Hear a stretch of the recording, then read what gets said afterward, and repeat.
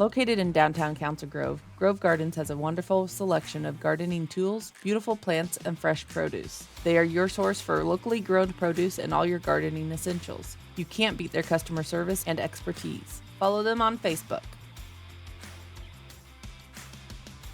Farmers and Drovers Bank is ready to meet all your banking needs. From mobile banking to in-person friendly customer service, Farmers and Drovers is your premier bank with 3 locations plus 2 ATMs to make your banking experience convenient. Moonlight Trucking wants to assist you with all of your automotive needs. They can get you back on the road. They operate in big truck repair as well as car, pickups, and ag equipment. Give Oscar a call at 620-767-5499 and he'll be ready to help you. They are open from 8 to 5 Monday through Friday, ready to serve Council Grove and all the surrounding areas. Always watching and rooting for our Braves. The H&R Block tax professionals are here to meet all your tax needs. Let these experts give you a peace of mind. Call and place an appointment with them today. You can find them located at 316 West Main in Council Grove. The Council Grove Republican, founded in 1872, provides you with community and focused articles Monday through Thursday, which are stories you can't find on social media. Subscribe today at councilgroverepublican.com for as low as 35 cents an edition. Did somebody say Taco Tuesday? El Rancho Viejo is just the spot for your south of the border cravings with a full menu of made-to-order Mexican cuisine. And don't miss their $1.75 tacos on Tuesdays. Be sure to try one of their famous margaritas while you're dining in. Open 7 days a week. Find them downtown Council Grove. At the Morris County Hospital, they are proud to stand behind our hometown athletes, the Council Grove Braves. Whether it's on the field, court, or on the track, these athletes show us what hard work and dedication looks like. When injuries happen, their team of professionals are there with expert care to get them back in the game and stronger than ever. The Morris County Hospital is caring for our community and cheering on the Braves. Let's go, Braves!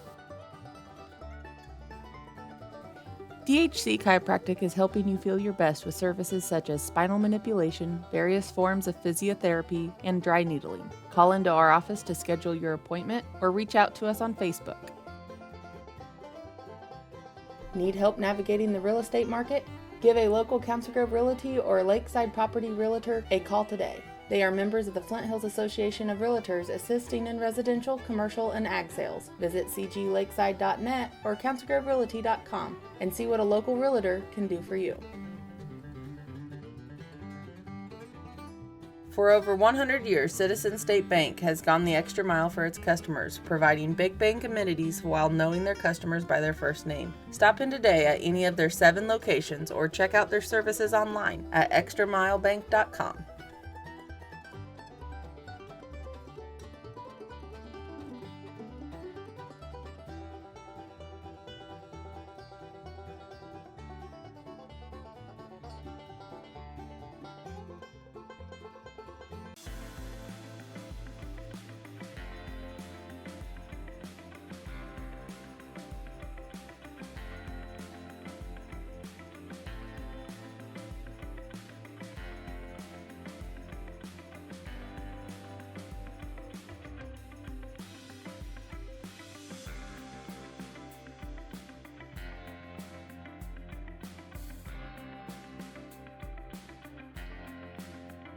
At Becura Family Automotive, we've got you covered. Whether it's an oil change, a tire alignment, or engine repairs, with years of experience, the team knows how to keep you safely on the road. And if you are ever in need of a tow, just give them a call, 620-767-6947. Alcogen is a global leader in developing and providing high-performance specialty materials designed to positively impact the environment. If you're looking for an inspiring and exciting career as part of a team who is passionate about its mission, work, customers, and the communities, contact us today, 620-767-5119, or apply online at www.alcogen.com/careers.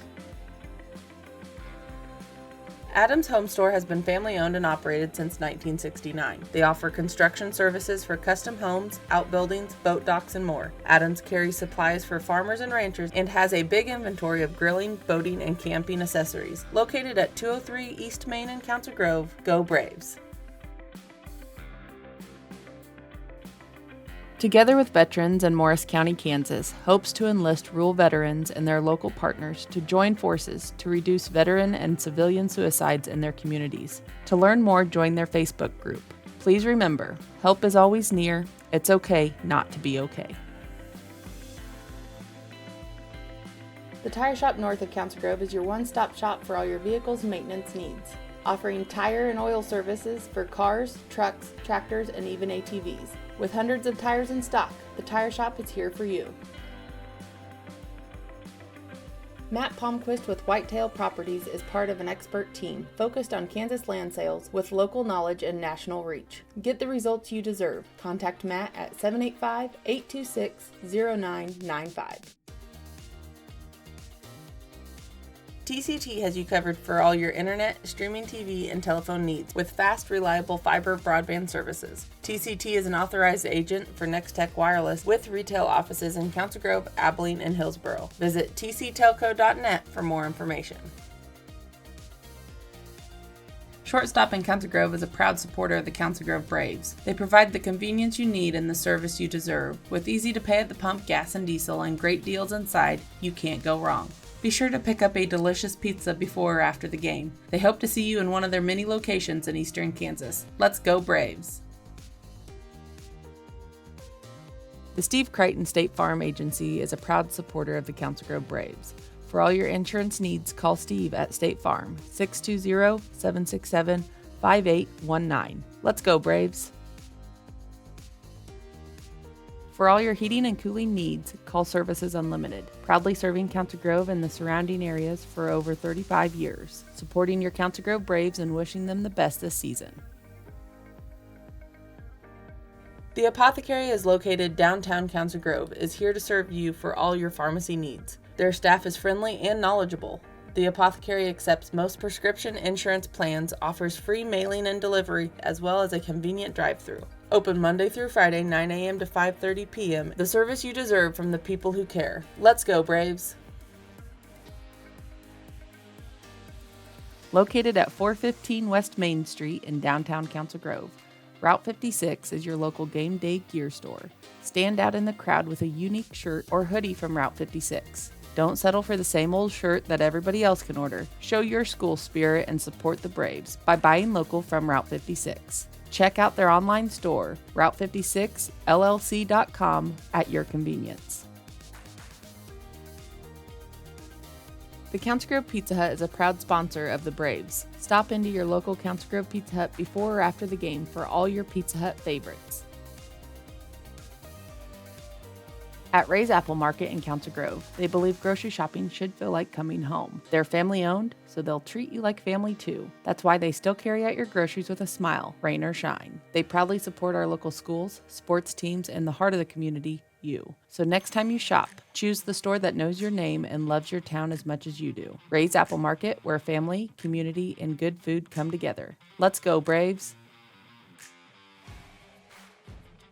LexNet has spent more than 32 years making marketing simple with great customer service, collaboration, and quality products. From invitations and flyers to business cards, postcards, brochures, and more. Visit LexNetCorporation.com to learn more about their print and mailing offerings, digital solutions, strategy development, and creative services. To learn more about their print and mailing offerings, digital solutions, strategy development, and creative services.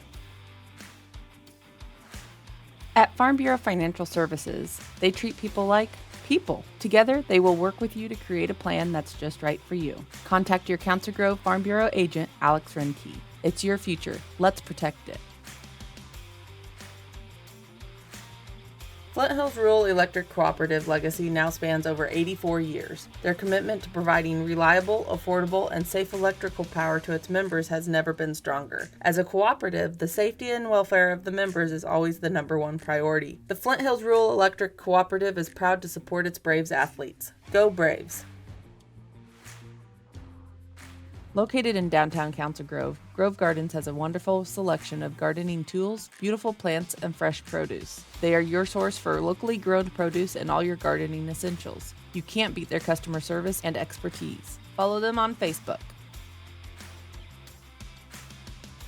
Farmers and Drovers Bank is ready to meet all your banking needs. From mobile banking to in-person friendly customer service, Farmers and Drovers is your premier bank with 3 locations plus 2 ATMs to make your banking experience convenient. Moonlight Trucking wants to assist you with all of your automotive needs. They can get you back on the road. They operate in big truck repair as well as car, pickups, and ag equipment. Give Oscar a call at 620-767-5499 and he'll be ready to help you. They are open from 8 to 5 Monday through Friday, ready to serve Council Grove and all the surrounding areas. Always watching and rooting for our Braves. The H&R Block tax professionals are here to meet all your tax needs. Let these experts give you a peace of mind. Call and place an appointment with them today. You can find them located at 316 West Main in Council Grove. The Council Grove Republican, founded in 1872, provides you with community and focused articles Monday through Thursday, which are stories you can't find on social media. Subscribe today at councilgroverepublican.com for as low as 35 cents an edition. Did somebody say Taco Tuesday? El Rancho Viejo is just the spot for your south of the border cravings with a full menu of made-to-order Mexican cuisine. And don't miss their $1.75 tacos on Tuesdays. Be sure to try one of their famous margaritas while you're dining in. Open 7 days a week. Find them downtown Council Grove. At the Morris County Hospital, they are proud to stand behind our hometown athletes, the Council Grove Braves. Whether it's on the field, court, or on the track, these athletes show us what hard work and dedication looks like. When injuries happen, their team of professionals are there with expert care to get them back in the game and stronger than ever. The Morris County Hospital is caring for our community and cheering on the Braves. Let's go, Braves! DHC Chiropractic is helping you feel your best with services such as spinal manipulation, various forms of physiotherapy, and dry needling. Call into our office to schedule your appointment or reach out to us on Facebook. Need help navigating the real estate market? Give a local Council Grove Realty or Lakeside Property Realtor a call today. They are members of the Flint Hills Association of Realtors assisting in residential, commercial, and ag sales. Visit cglakeside.net or councilgroverealty.com and see what a local realtor can do for you. For over 100 years, Citizen State Bank has gone the extra mile for its customers, providing big bank amenities while knowing their customers by their first name. Stop in today at any of their 7 locations or check out their services online at extramilebank.com.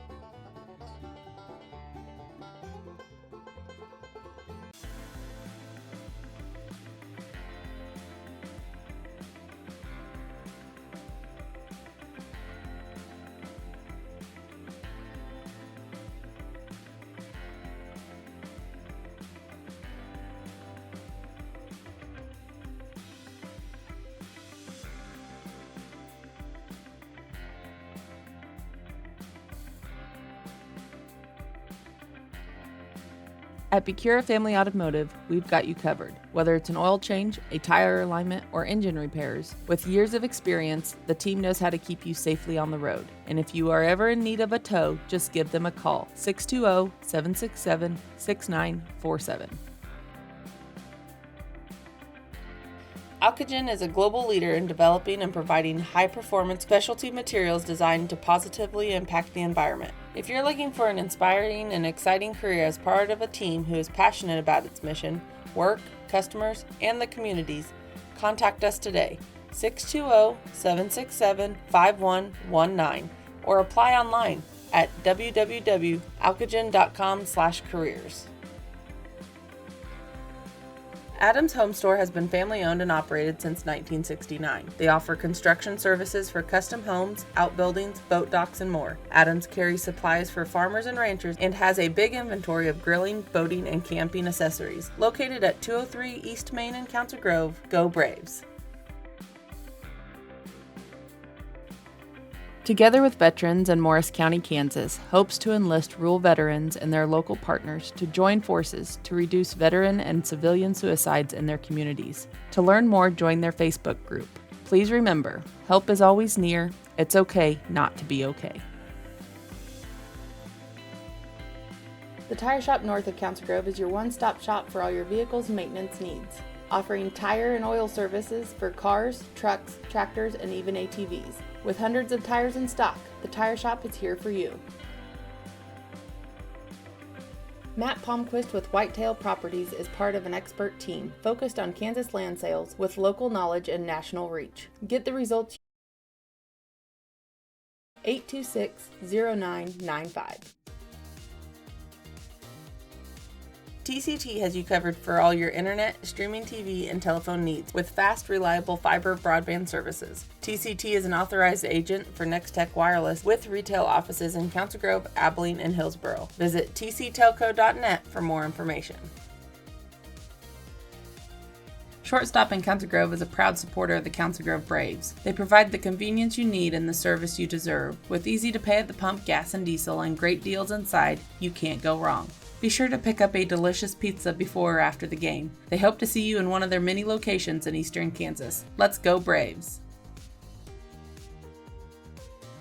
The Steve Crichton State Farm Agency is a proud supporter of the Council Grove Braves. For all your insurance needs, call Steve at State Farm, 620-767-5819. Let's go Braves!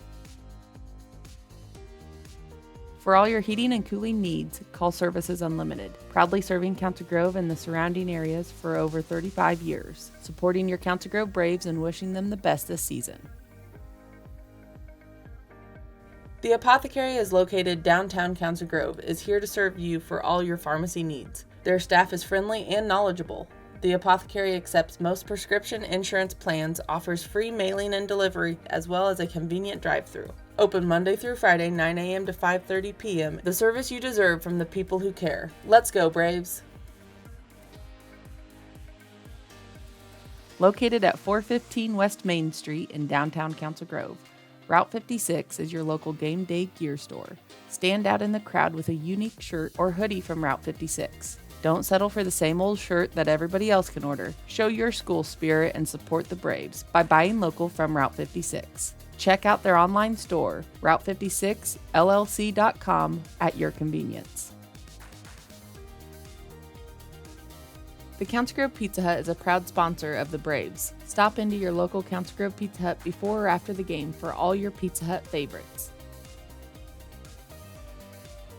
At Ray's Apple Market in Council Grove, they believe grocery shopping should feel like coming home. They're family owned, so they'll treat you like family too. That's why they still carry out your groceries with a smile, rain or shine. They proudly support our local schools, sports teams, and the heart of the community, you. So next time you shop, choose the store that knows your name and loves your town as much as you do. Ray's Apple Market, where family, community, and good food come together. Let's go, Braves! LexNet has spent more than 32 years making marketing simple with great customer service, collaboration, and quality products. From invitations and flyers to business cards, postcards, brochures, and more. Visit LexNetCorporation.com to learn more about their print and mailing offerings, digital solutions, strategy development, and creative services. To learn more about their print and mailing offerings, digital solutions, strategy development, and creative services. At Farm Bureau Financial Services, they treat people like people. Together, they will work with you to create a plan that's just right for you. Contact your Council Grove Farm Bureau agent, Alex Renke. It's your future. Let's protect it. Flint Hills Rural Electric Cooperative legacy now spans over 84 years. Their commitment to providing reliable, affordable, and safe electrical power to its members has never been stronger. As a cooperative, the safety and welfare of the members is always the number one priority. The Flint Hills Rural Electric Cooperative is proud to support its Braves athletes. Go Braves! Located in downtown Council Grove, Grove Gardens has a wonderful selection of gardening tools, beautiful plants, and fresh produce. They are your source for locally grown produce and all your gardening essentials. You can't beat their customer service and expertise. Follow them on Facebook. Farmers and Drovers Bank is ready to meet all your banking needs. From mobile banking to in-person friendly customer service, Farmers and Drovers is your premier bank with 3 locations plus 2 ATMs to make your banking experience convenient. Moonlight Trucking wants to assist you with all of your automotive needs. They can get you back on the road. They operate in big truck repair as well as car, pickups, and ag equipment. Give Oscar a call at 620-767-5499 and he'll be ready to help you. They are open from 8 to 5 Monday through Friday, ready to serve Council Grove and all the surrounding areas. Always watching and rooting for our Braves. The H&R Block tax professionals are here to meet all your tax needs. Let these experts give you a peace of mind. Call and place an appointment with them today. You can find them located at 316 West Main in Council Grove. The Council Grove Republican, founded in 1872, provides you with community and focused articles Monday through Thursday, which are stories you can't find on social media. Subscribe today at councilgroverepublican.com for as low as 35 cents an edition. Did somebody say Taco Tuesday? El Rancho Viejo is just the spot for your south of the border cravings with a full menu of made-to-order Mexican cuisine. And don't miss their $1.75 tacos on Tuesdays. Be sure to try one of their famous margaritas while you're dining in. Open 7 days a week. Find them downtown Council Grove. At the Morris County Hospital, they are proud to stand behind our hometown athletes, the Council Grove Braves. Whether it's on the field, court, or on the track, these athletes show us what hard work and dedication looks like. When injuries happen, their team of professionals are there with expert care to get them back in the game and stronger than ever. The Morris County Hospital is caring for our community and cheering on the Braves. Let's go, Braves! DHC Chiropractic is helping you feel your best with services such as spinal manipulation, various forms of physiotherapy, and dry needling. Call into our office to schedule your appointment or reach out to us on Facebook. Need help navigating the real estate market? Give a local Council Grove Realty or Lakeside Property Realtor a call today. They are members of the Flint Hills Association of Realtors, assisting in residential, commercial, and ag sales. Visit cglakeside.net or councilgroverealty.com and see what a local realtor can do for you.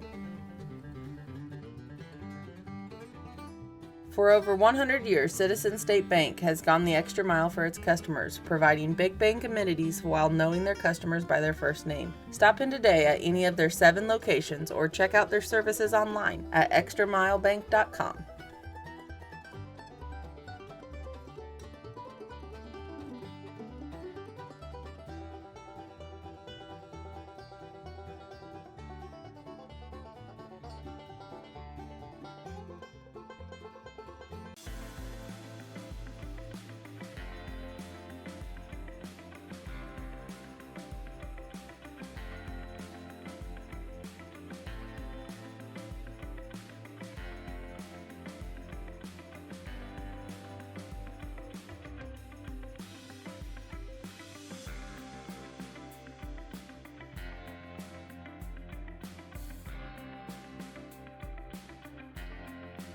At Becura Family Automotive, we've got you covered. Whether it's an oil change, a tire alignment, or engine repairs, with years of experience, the team knows how to keep you safely on the road. And if you are ever in need of a tow, just give them a call, 620-767-6947. Alcogen is a global leader in developing and providing high-performance specialty materials designed to positively impact the environment. If you're looking for an inspiring and exciting career as part of a team who is passionate about its mission, work, customers, and the communities, contact us today, 620-767-5119, or apply online at www.alcogen.com/careers. Adams Home Store has been family owned and operated since 1969. They offer construction services for custom homes, outbuildings, boat docks, and more. Adams carries supplies for farmers and ranchers and has a big inventory of grilling, boating, and camping accessories. Located at 203 East Main in Council Grove, go Braves! Together with veterans and Morris County, Kansas, hopes to enlist rural veterans and their local partners to join forces to reduce veteran and civilian suicides in their communities. To learn more, join their Facebook group. Please remember, help is always near. It's okay not to be okay. The Tire Shop north of Council Grove is your one-stop shop for all your vehicle's maintenance needs, offering tire and oil services for cars, trucks, tractors, and even ATVs. With hundreds of tires in stock, the tire shop is here for you. Matt Palmquist with Whitetail Properties is part of an expert team focused on Kansas land sales with local knowledge and national reach. Get the results you deserve. Contact Matt at 785-826-0995. TCT has you covered for all your internet, streaming TV, and telephone needs with fast, reliable fiber broadband services. TCT is an authorized agent for Nextech Wireless with retail offices in Council Grove, Abilene, and Hillsboro. Visit tctelco.net for more information. Shortstop in Council Grove is a proud supporter of the Council Grove Braves. They provide the convenience you need and the service you deserve. With easy to pay at the pump gas and diesel and great deals inside, you can't go wrong. Be sure to pick up a delicious pizza before or after the game. They hope to see you in one of their many locations in eastern Kansas. Let's go Braves! The Steve Crichton State Farm Agency is a proud supporter of the Council Grove Braves. For all your insurance needs, call Steve at State Farm, 620-767-5819. Let's go Braves! For all your heating and cooling needs, call Services Unlimited. Proudly serving Council Grove and the surrounding areas for over 35 years, supporting your Council Grove Braves and wishing them the best this season. The Apothecary is located downtown Council Grove, is here to serve you for all your pharmacy needs. Their staff is friendly and knowledgeable.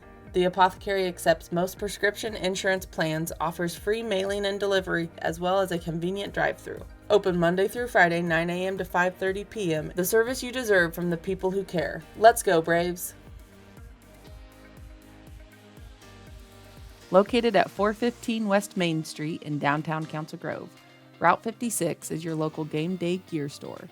Stand out in the crowd with a unique shirt or hoodie from Route 56. Don't settle for the same old shirt that everybody else can order. Show your school spirit and support the Braves by buying local from Route 56. Check out their online store, route56llc.com, at your convenience. The Council Grove Pizza Hut is a proud sponsor of the Braves. Stop into your local Council Grove Pizza Hut before or after the game for all your Pizza Hut favorites.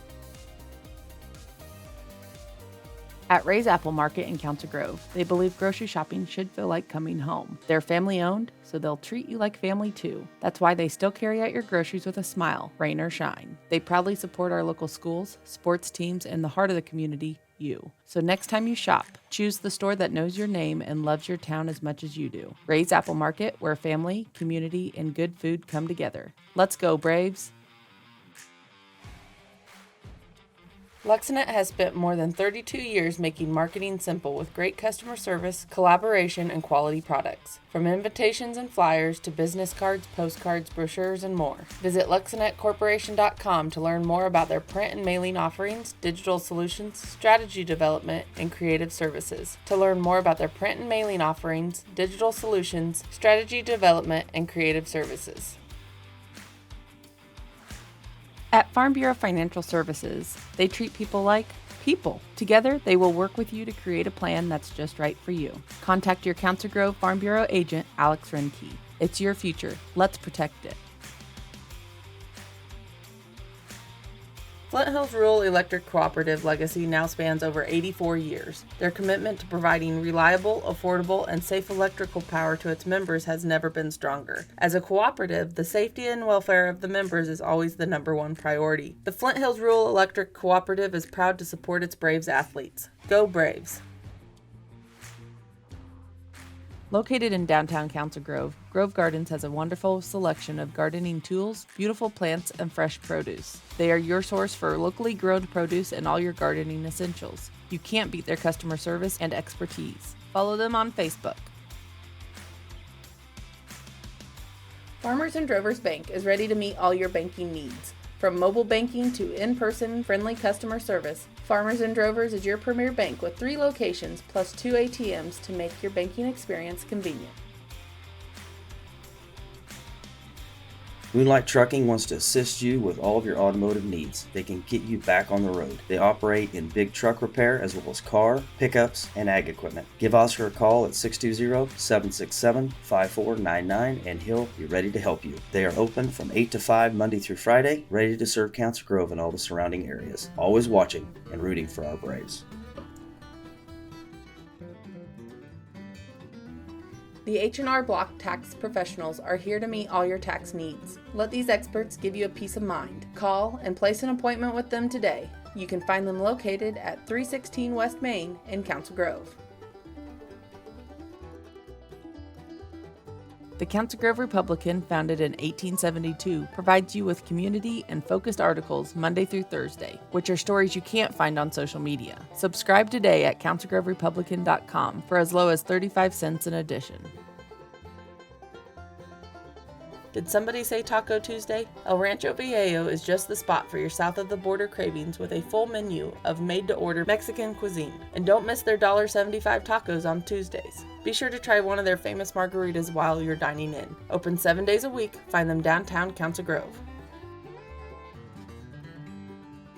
At the Morris County Hospital, they are proud to stand behind our hometown athletes, the Council Grove Braves. Whether it's on the field, court, or on the track, these athletes show us what hard work and dedication looks like. When injuries happen, their team of professionals are there with expert care to get them back in the game and stronger than ever. The Morris County Hospital is caring for our community and cheering on the Braves. Let's go, Braves! DHC Chiropractic is helping you feel your best with services such as spinal manipulation, various forms of physiotherapy, and dry needling. Call into our office to schedule your appointment or reach out to us on Facebook. Need help navigating the real estate market? Give a local Council Grove Realty or Lakeside Property Realtor a call today. They are members of the Flint Hills Association of Realtors, assisting in residential, commercial, and ag sales. Visit cglakeside.net or councilgroverealty.com and see what a local realtor can do for you. For over 100 years, Citizen State Bank has gone the extra mile for its customers, providing big bank amenities while knowing their customers by their first name. Stop in today at any of their 7 locations or check out their services online at extramilebank.com.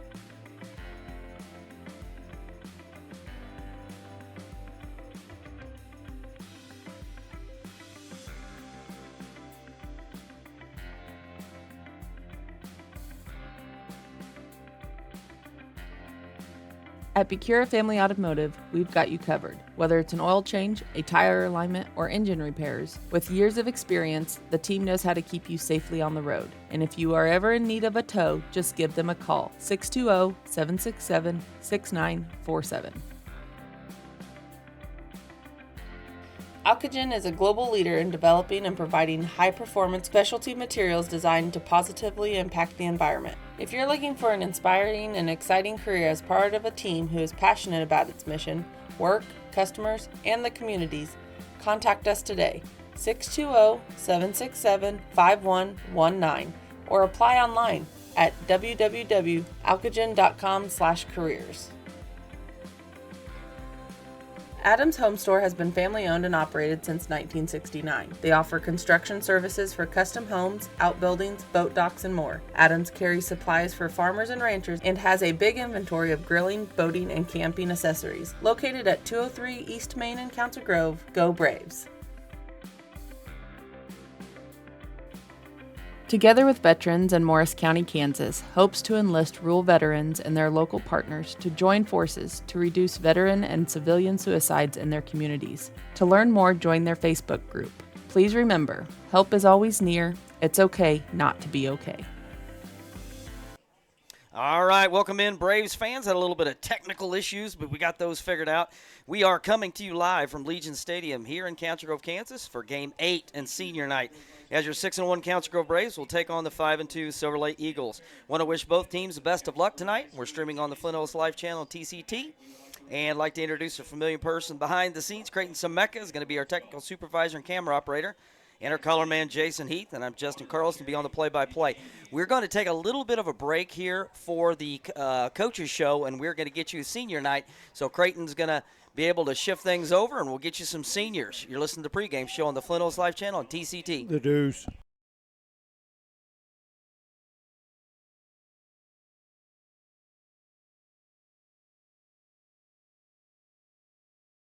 And Sandy Klein.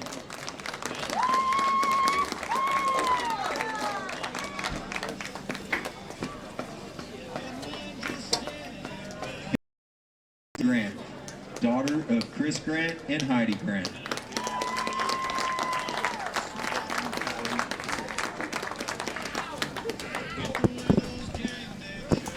Caden Hewitt, son of James and Nicole Hewitt.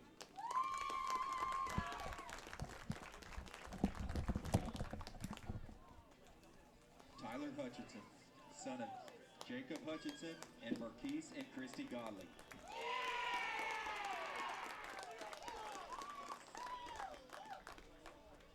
Brecken McEwen, daughter of Sean and Courtney McEwen.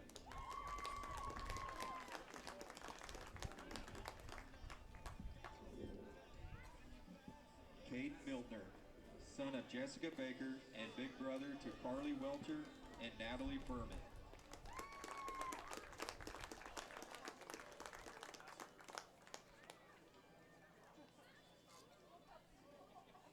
Giada Plummer, daughter of Barry and Andrea Galloway.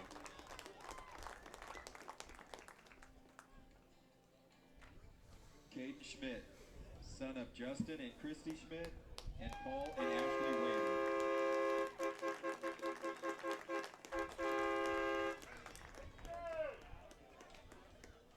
Lincoln Sherwood, son of DJ and Alicia Sherwood.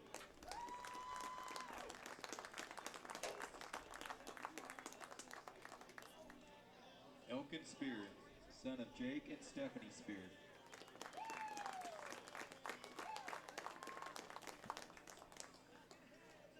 Maxton Villalobos, son of Pepe and Brandy Villalobos. A special thank you to parents. Without your love and devotion to your student athletes, their endeavors would not have been possible. Let's give them all one big last round of applause.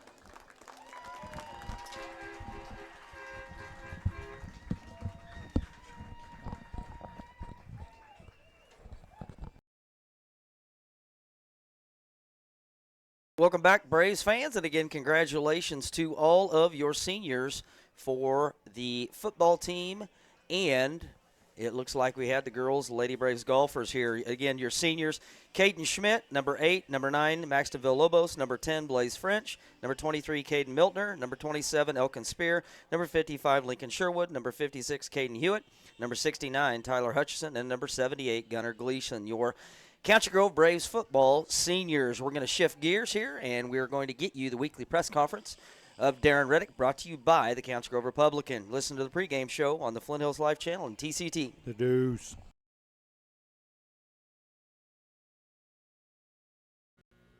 This is Justin Carlson, the play-by-play voice of the Council Grove Braves on the Flint Hills Live channel and TCT. Our weekly coaches show is sponsored by the Council Grove Republican.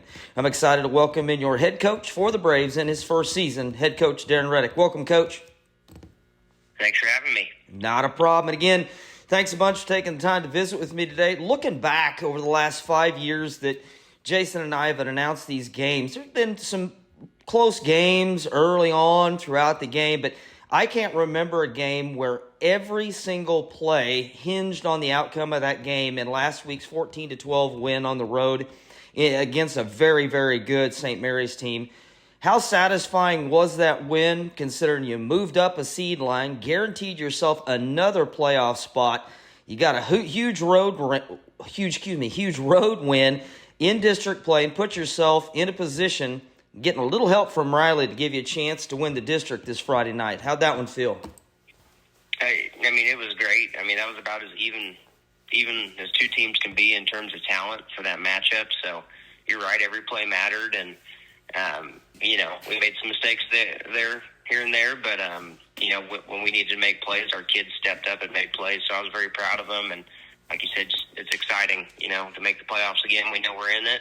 Now it's just, looking to see if we can do anything to improve that seed, and got a monster matchup this week. So it's a good time to be a Brave. All right, and then going offensively, we've got to talk about that drive. Unofficially, by my count, and you can correct my unofficialness, but about 70 yards and 0 penalties. Probably one of the funnest drives I've watched in a long time. A great mix of the pass and the run. Excellent blocking from up front. You got contributions from a ton of different players on that drive. Highlighted by 2 great throws from Luke. And the first one, that got you the score was a touchdown pass in the corner of the end zone to Saeed. Have no idea how he stayed in bounds. And then, of course, the 2-point conversion on a corner out to Mason. What impressed you most about the offense last week, and specifically about that drive? I think in general, just like you said, a lot of people contributed on that drive and the entire game in general. All our offensive line, we felt, played a pretty good game. The skills, heck, to start that drive, I think the first play of that drive, we hit about a 20-yard pass to Grady Kepley on a dig route. And then we had the big Saeed catch in the corner of the end zone, and then Mason Samuels on that fade route. So we had, 3 receivers that made giant plays on that drive. I would say that the entire night for the offense we were pretty opportunistic. When you look at the statistics, it's nothing, that blows you away. But if you look at those key moments, like you mentioned, kids stepped up in key moments and made monster plays. So it was awesome to see. All right, then shifting gears to defensively, for me, that was a complete, total team effort. You had to have everybody that stepped foot on the field, both, in kickoff, return, punt return, and then, of course, specifically defense. Every single kid that stepped on the field had to do their job. And anytime you keep a team that's been putting up 20-plus points a game, and against very good competition, to hold them to 12 was incredible. But kind of the highlight for me, and again, I don't want to take away anybody, that played defense for you, but anytime that you have 2 players with 27 tackles, Bradley with 14, great to see him come back, and David with 13. Have you ever seen that before, and what else can you say about your defense? Yeah, those 2 dudes, what they lack in size, they make up with in terms of effort and just the smarts they play with on defense. I think they said Bradley didn't play the last game. Heck, that first drive, Bradley had 6 tackles, I think 2.5 tackles for loss, and the sack that got us the ball back, and David's a consistent tackler the entire game. He's a smart kid. He's been able to step into our middle safety role, which really with what we do is like the Mike linebacker of our defense. He stepped into that role that Hayden Buttrey's filled for the last 2 years, and Ethan Burton before that. He's just continuing to grow that position. So we're very, very happy with that. Our safeties made some great plays. Our corners did as well. Our defensive line. We didn't get into quite as big of a rotation as we'd like to, and same thing in the secondary, and that's more just due to injury and attrition. But those guys played Iron Man type of games up front and then their secondary. So we're pretty happy with the effort in general. We would have liked to keep it at 6 and not make it, stop them on the 2-point conversion to win the game. A little disappointed in that drive we gave up before the final interception. But again, the story of the game just seemed like kids stepping up and making plays. Luke Stewart hadn't played much defense all year, but Caden Schmidt got banged up late, so he had to come in that last drive, and he had the game-sealing interception. So that was pretty cool to see. All right, and I briefly mentioned it at the opening that you have a good chance the Braves are going to come out of Friday night with a district title. Having beat Silver Lake last year in the playoffs, got, of course, the weather surrounding this Friday night, a little bit of history there with that one. But before we get to the Eagles, just to kind of set the stage for Friday night, Riley County travels to Osage City. And speaking of Riley got a huge, huge win last week over one-loss Heston. And then if you get Riley to give you a little help, knocking off Osage City, and then you take care of business at home against Silver Lake, and what seemed like almost impossible now looks like there's a really good shot for you guys to take home the district title Friday night with a win over Silver Lake. How do you feel like the district's shaping up?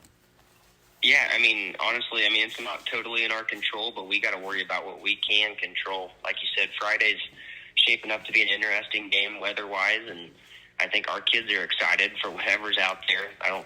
We don't feel like the elements necessarily hurt us, so I think our kids are just excited to play Silver Lake again. That was a great game last year, and we hope we could make it another great game this year.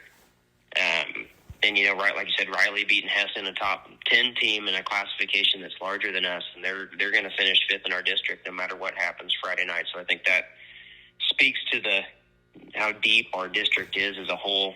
We like how this is turning up no matter what. If we win and give ourselves for a district title, get to host a playoff game. We've only done that once, and win or lose, if Osage goes out and beats Riley, then we're looking at probably making a travel to Riverton or Humboldt. So back to Southeast Kansas we go. So we'd be pretty excited for whatever matchup we have in the first round. Okay, and then speaking of Silver Lake, and again, we take on the Silver Lake Eagles coming in with a record of 5-2. The Eagles have wins over Perry-LeCompton, St. Mary's, Baldwin, Riley County, and then last week knocked off undefeated Osage City. Their losses have come to Nemaha Central and an overtime loss to Rossville at the beginning of the season. What do you think the Eagles are going to bring to the table Friday night at Legion Stadium? Just a well-balanced team. They returned 7 starters on their defense from last year, and it was a solid defense last year. So that's a big, strong core of their team. Offensively, they bring in a freshman quarterback this year who started since early in that first game, and God, that it's another Kruger kid. And if you know anything about Silver Lake, the Krugers are pretty. He's a talented freshman. He's about as talented as a freshman at quarterback as I've seen, and they've got most of those receivers they had last year are back that gave us some fits. So we're gonna have to play a complete game to beat these guys. I'm impressed with them on film, man. They since week 1 and 2 they lost to Rossville and then Nemaha Central, I think, back to back those first couple games, and they went on a 5-game winning streak, and they've racked up some pretty impressive wins. So we're gonna have to be ready to play Friday.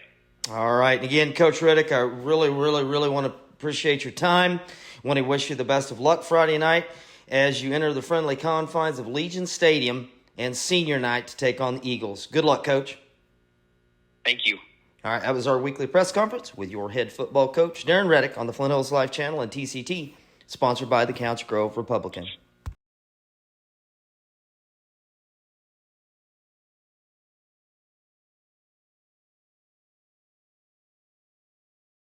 All right, welcome back, Braves fans. Again, thank you to Coach Reddick and the Council Grove Republican each week for our weekly coaches show.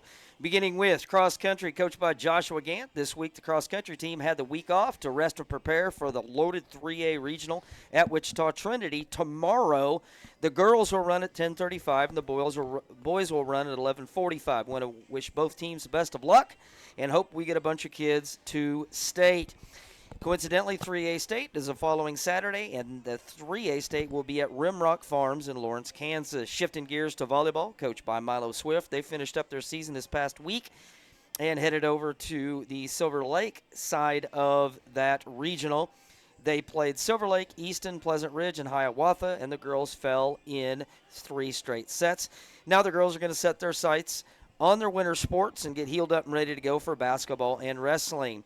Girls golf finished up this week as well at the 321A Championships at Salina Municipal Golf Course this past Monday. The seniors competing were Haley Grant, who shot a 98, and Mackenzie Grant shot a 103, both finishing with a very successful career and just a few spots out of the medal rounds. Coincidentally, Goodland won the 321A event. Local schools, Jeff West took second, and Silver Lake took fourth. Again, your Braves are coached by Darren Reddick, offensive coordinator Butch Hayes, and their other coaches are Brock Finch and Jay Semeka. Again, setting the standard of being a playoff football team is something that has happened just amazing over the last few years. And again, Braves right now irregardless win, lose this game, irregardless of what happens at Osage City tonight with them in Riley County, and whatever St. Mary's does doesn't matter. The Braves are in as the 3 seed. Now, kind of give you a reset on the season. Game 1, Wabaunsee won 26-7. Game 2 beat Mission Valley 41-0. Game 3, 39-7 victory over Topeka Caraparaville. Game 4, a 28-26 win over Riley County. Game 5 ran into the red-hot Osage City Indians and lost 43-0. Game 6, a 55-8 domination of Central Heights. And then last week, one of the most complete games on all 3 phases, a 14-12 victory over St. Mary's on the road. And then, of course, we got the Silver Lake Eagles tonight. Give you a little bit of a district update. Current standing, Osage City at 2-1, Council Grove 2-1, Silver Lake 3-0, Riley County at 0-3. We're going to take a quick break for the national anthem. When we come back, we'll get you set for tonight's contest. You're listening to the pregame show, Flint Hills Live Channel and TCT. The Deuce. On the track, these athletes show us what hard work and dedication looks like. When injuries happen, their team of professionals are there with expert care to get them back in the game and stronger than ever. The Morris County Hospital is caring for our community and cheering on the Braves. Let's go, Braves! DHC Chiropractic is helping you feel your best with services such as spinal manipulation, various forms of physiotherapy, and dry needling. Call into our office to schedule your appointment or reach out to us on Facebook. Need help navigating the real estate market? Give a local Council Grove Realty or Lakeside Property Realtor a call today. They are members of the Flint Hills Association of Realtors assisting in residential, commercial, and ag sales. Visit cglakeside.net or councilgroverealty.com and see what a local realtor can do for you. For over 100 years, Citizen State Bank has gone the extra mile for its customers, providing big bank amenities while knowing their customers by their first name. Stop in today at any of their 7 locations or check out their services online at extramilebank.com.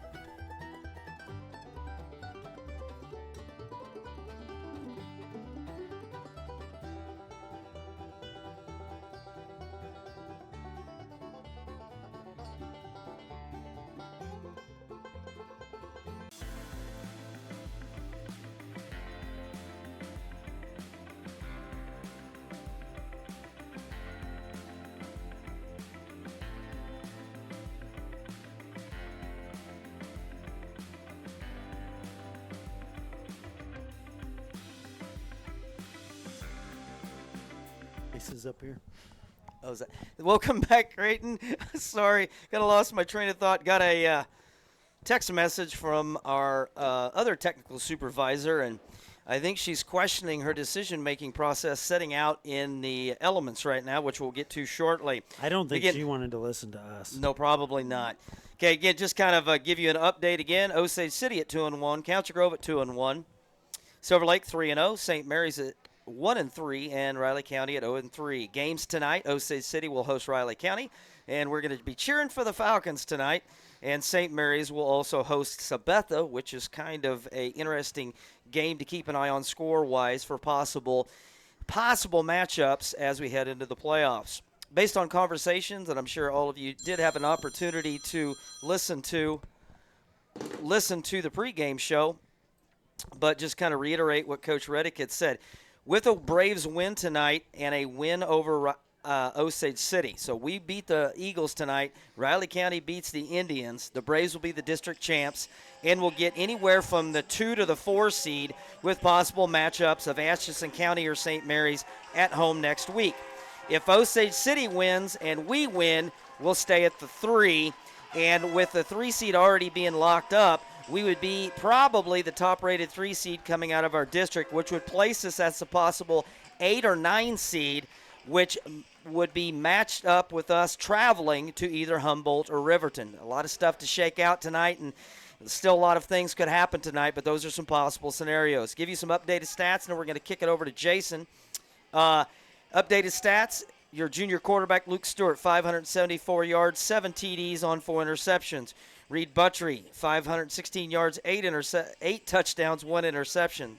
Blaze French, the senior, 421 and 5 on the ground. Reed, 219 and 4 on the ground. And Bradley Dornbos, 166 and 1 touchdown on the rushing category. Receiving leaders, Grady Kepley, 304 and 3 touchdowns. Mason Samuels, 256 and 6 touchdowns. Logan Stockwell, 137 and 2, and a huge game last week from Saeed Smith-Jenkins with 125 and 2 touchdowns. Your defensive leaders, David McDiffett with 76 tackles, which is crazy. Caden Schmidt with 41, Bradley Dornbos 41, Reed Butchery with 33, Mason Samuels 26, Nate Seamers with 23, and Tyler Hutchison with 22. Interceptions, Reed Butchery, Logan Stockwell, Mason Samuels, Blaze French, and Luke Stewart, your quarterback, picked up an interception last week. Sack leaders, Bradley Dornbos with 4, Reed Butchery with 1, Mason Samuels with 1, Saeed with 1, Ty King with 1, and Maddox and Caden Hewitt have combined for a sack. Going to kick it over to Jason, and when I bring it back, we'll get you set for Silver Lake. Jason, get them fired up. Well, I can't confirm this, but if you look under these lights with a little bit of mist coming down at the Braves helmets, I think Coach Reddick, waxed and buffed the helmets. You see how shiny they are tonight? Man, my blood pressure finally came down about last night from last week's game. What a football game. Braves go on the road and win that thing over at St. Mary's and lock into the playoffs. But as Justin just talked about, all the implications of this football game, we've seen this Braves defense just get a little bit better and a little bit better. You take out that Osage City game where we just had some miscues and really couldn't put it together on either side of the ball, had a rough night. But of the other games, and you look at these district games, this one is so important. Last year in the playoffs, we beat Silver Lake at Silver Lake. It was misting. It was raining. It was a little colder than this, but conditions are eerily similar, and the Braves are going to come out here tonight and really, I believe, they have to turn this team over. Their freshman quarterback is prone to turn the ball over and make a few freshman mistakes here and there. He's got a couple wide receivers that both look like Travis Kelce in their uniform. 6'3", 200 pounds. This is going to be a whale of a football game. I think we're getting ready for the coin toss here in a minute. It's senior night. You're trying to defend your home turf, and there's still an outside shot at the number 1 seed in this district. So if you're not fired up for this one, I don't know what to tell you. My blood pressure's coming up already. I can feel it. We're getting fired up here, so we'll see what happens. It looks like Justin might want to run through the captains, and we're gonna be close to kickoff here. I don't know what the delay is in flipping the coin. Here we go. All right, and as they come out, you got Reed Butchery, number 6, number 2, Luke Stewart, number 10, Blaze French, and number 56, Caden Hewitt. For the Silver Lake Eagles, number 11, Dane Johnson, number 26, Jaden Warder, and I believe, if I get to see the other side, number 14, Grady Bergman. Those are some similar numbers that you need to keep an eye on. Keep an eye on number 10. Jason mentioned freshman quarterback Kipton Kruger, 1,501 yards, 14 touchdowns on 6 interceptions. Their rushing leaders, number 8, Bryson Burgess, 596 and 7. Sophomore running back number 24, Dominic Mulholland with 272 and 2. Receiving leaders, keep an eye on number 11 and number 14. Dane Johnson, 6'3", senior wide receiver, 746 yards, 7 touchdowns. Number 14, Grady Bergman, 6'3", 314 and 7. Also keep an eye on number 7 and number 2 in the receiving game. Defensively, they're led by number 55, Miles Fisher with 51 tackles. Number 14, Grady Bergman with 50. 26, Jaden Water with 47. And number 11, Dane Johnson with 41. Getting the coin toss going here, and one thing, if you haven't had an opportunity to keep an eye on Silver Lake the last couple of years, they love to throw the football. So here we go. We got look like they're looking at Silver Lake, and I believe they may have won the toss. So we'll see if they want their offense out there or defense out there. They won the toss. They elected to defer.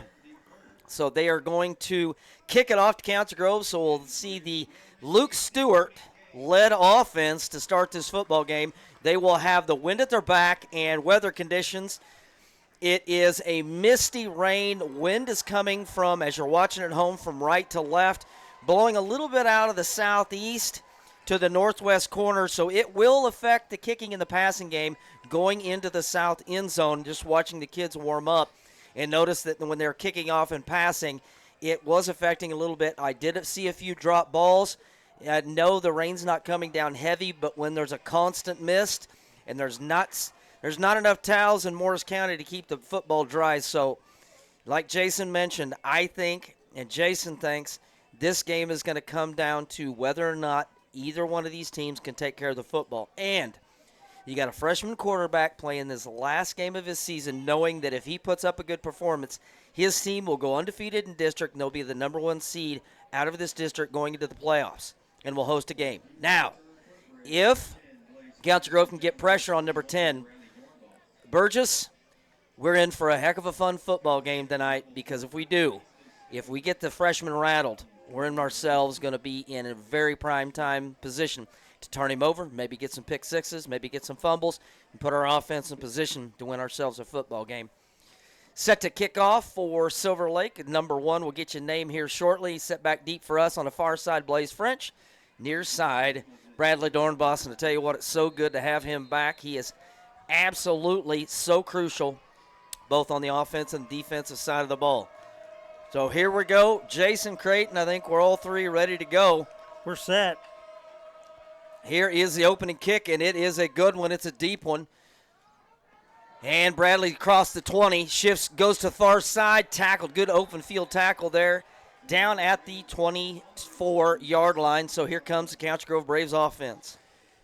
Number 2 is going to lead them out there, and man, you'd like to get off to a good start here and see how this is going to go. If Council Grove is going to be a willing passer with these conditions, or if we're going to go man on a man with this big, strong offensive line and just try to push them down the field and see what we got tonight in that running game. I think with the conditions, we're going to run the ball a lot, at least early. One split far, one split near. Going to be a zone read keeper by Luke Stewart, and he's going to lose a couple. So the mesh wasn't great, and that play kind of a little bit in disarray there to start. So they're going to be about a 2-yard loss. Yep, it bobbled straight up, and he was able to catch it. And right off the bat, you see that football is, I don't, like Justin said, there's not enough towels in Morris County to keep all the footballs dry, and that thing on both sides is going to be. It's going to be slippery. It's going to bring up 2nd down and 12 for the Braves. Ball's pushed just outside of the 20. Twins here to the near side. Got a man in motion. That's Blaze French. Empty backfield for Stewart. 3-step drop. Looking. Going to go deep over the far corner. A lot of hands shoving and fighting over there on that far side. Pass intended to that far side to Grady Kepley. A lot of contact they're letting get away with here, and I don't know if that's a good sign. Yep, there was a lot. He was kind of riding him down the sideline there, but step for step, and the official on that far side had a pretty good view. So, all right, here we go. 3rd down and 12 for the Braves. Again, they have the wind at their back. See how aggressive Coach Hayes and that offense is going to be here on this big 3rd down and long play. Twins both sides, empty backfield for Stewart. 4-man rush. They're going to bring a blitz just to be a zone QB keeper. Stewart spins his way forward across the 26. Able to pick up about 4 or 5 yards, but that's not going to be enough for a first down. And it's going to bring up 4th down at about 8, and here comes the punt team. I think Council Grove really wanted to have the defense out there first. Kind of had that. Like, maybe we're planning on scoring with our defense. Outward appearance set back deep for Council Grove to punt inside his own 15-yard line is junior Reed Butcher. Good snap. Gets the punt away, and it is an end over end into that wind. Take a Council Grove bounce. Take another Council Grove bounce, and it does. And it will roll down at about the 36-yard line. So good punt for the junior, and here comes that defense that Jason mentioned. Yep, got to get pressure up front. Got to make this freshman quarterback uncomfortable. That ball's going to be a little slick. We'll see if, ball slips out of his hand, something's underthrown, if you can flush him out of the pocket. Blaze French in the playoff picked Silver Lake last season 3 times in that ball game. So Braves defensive backs looking for, they're looking to get their hands on that football. Kruger in the gun. It's going to be a handoff left side and a lot of running room. And he's going to fight himself forward for about 8 yards, and that is number 8, Bryson Burgess, with a big gainer there on that left side. He's going to bring it 2nd down and 2. Silver Lake probably just as concerned as everybody else with the security of the ball, and they got a pretty solid running back there. Split back. Kruger looking to the sideline, telling the offense what play he wants to run here. Second down and short. See if he tries to take a shot here. Shift to the far side is Burgess. Burgess takes a handoff. Left side, huge hole. Pushes and shoves his way forward. And I tell you what, I think maybe they might have found something on that left side of that line. He's able to pick up about 16. Another first down across midfield. And, Jason, we talked about big number 77 and number 55 on that left side.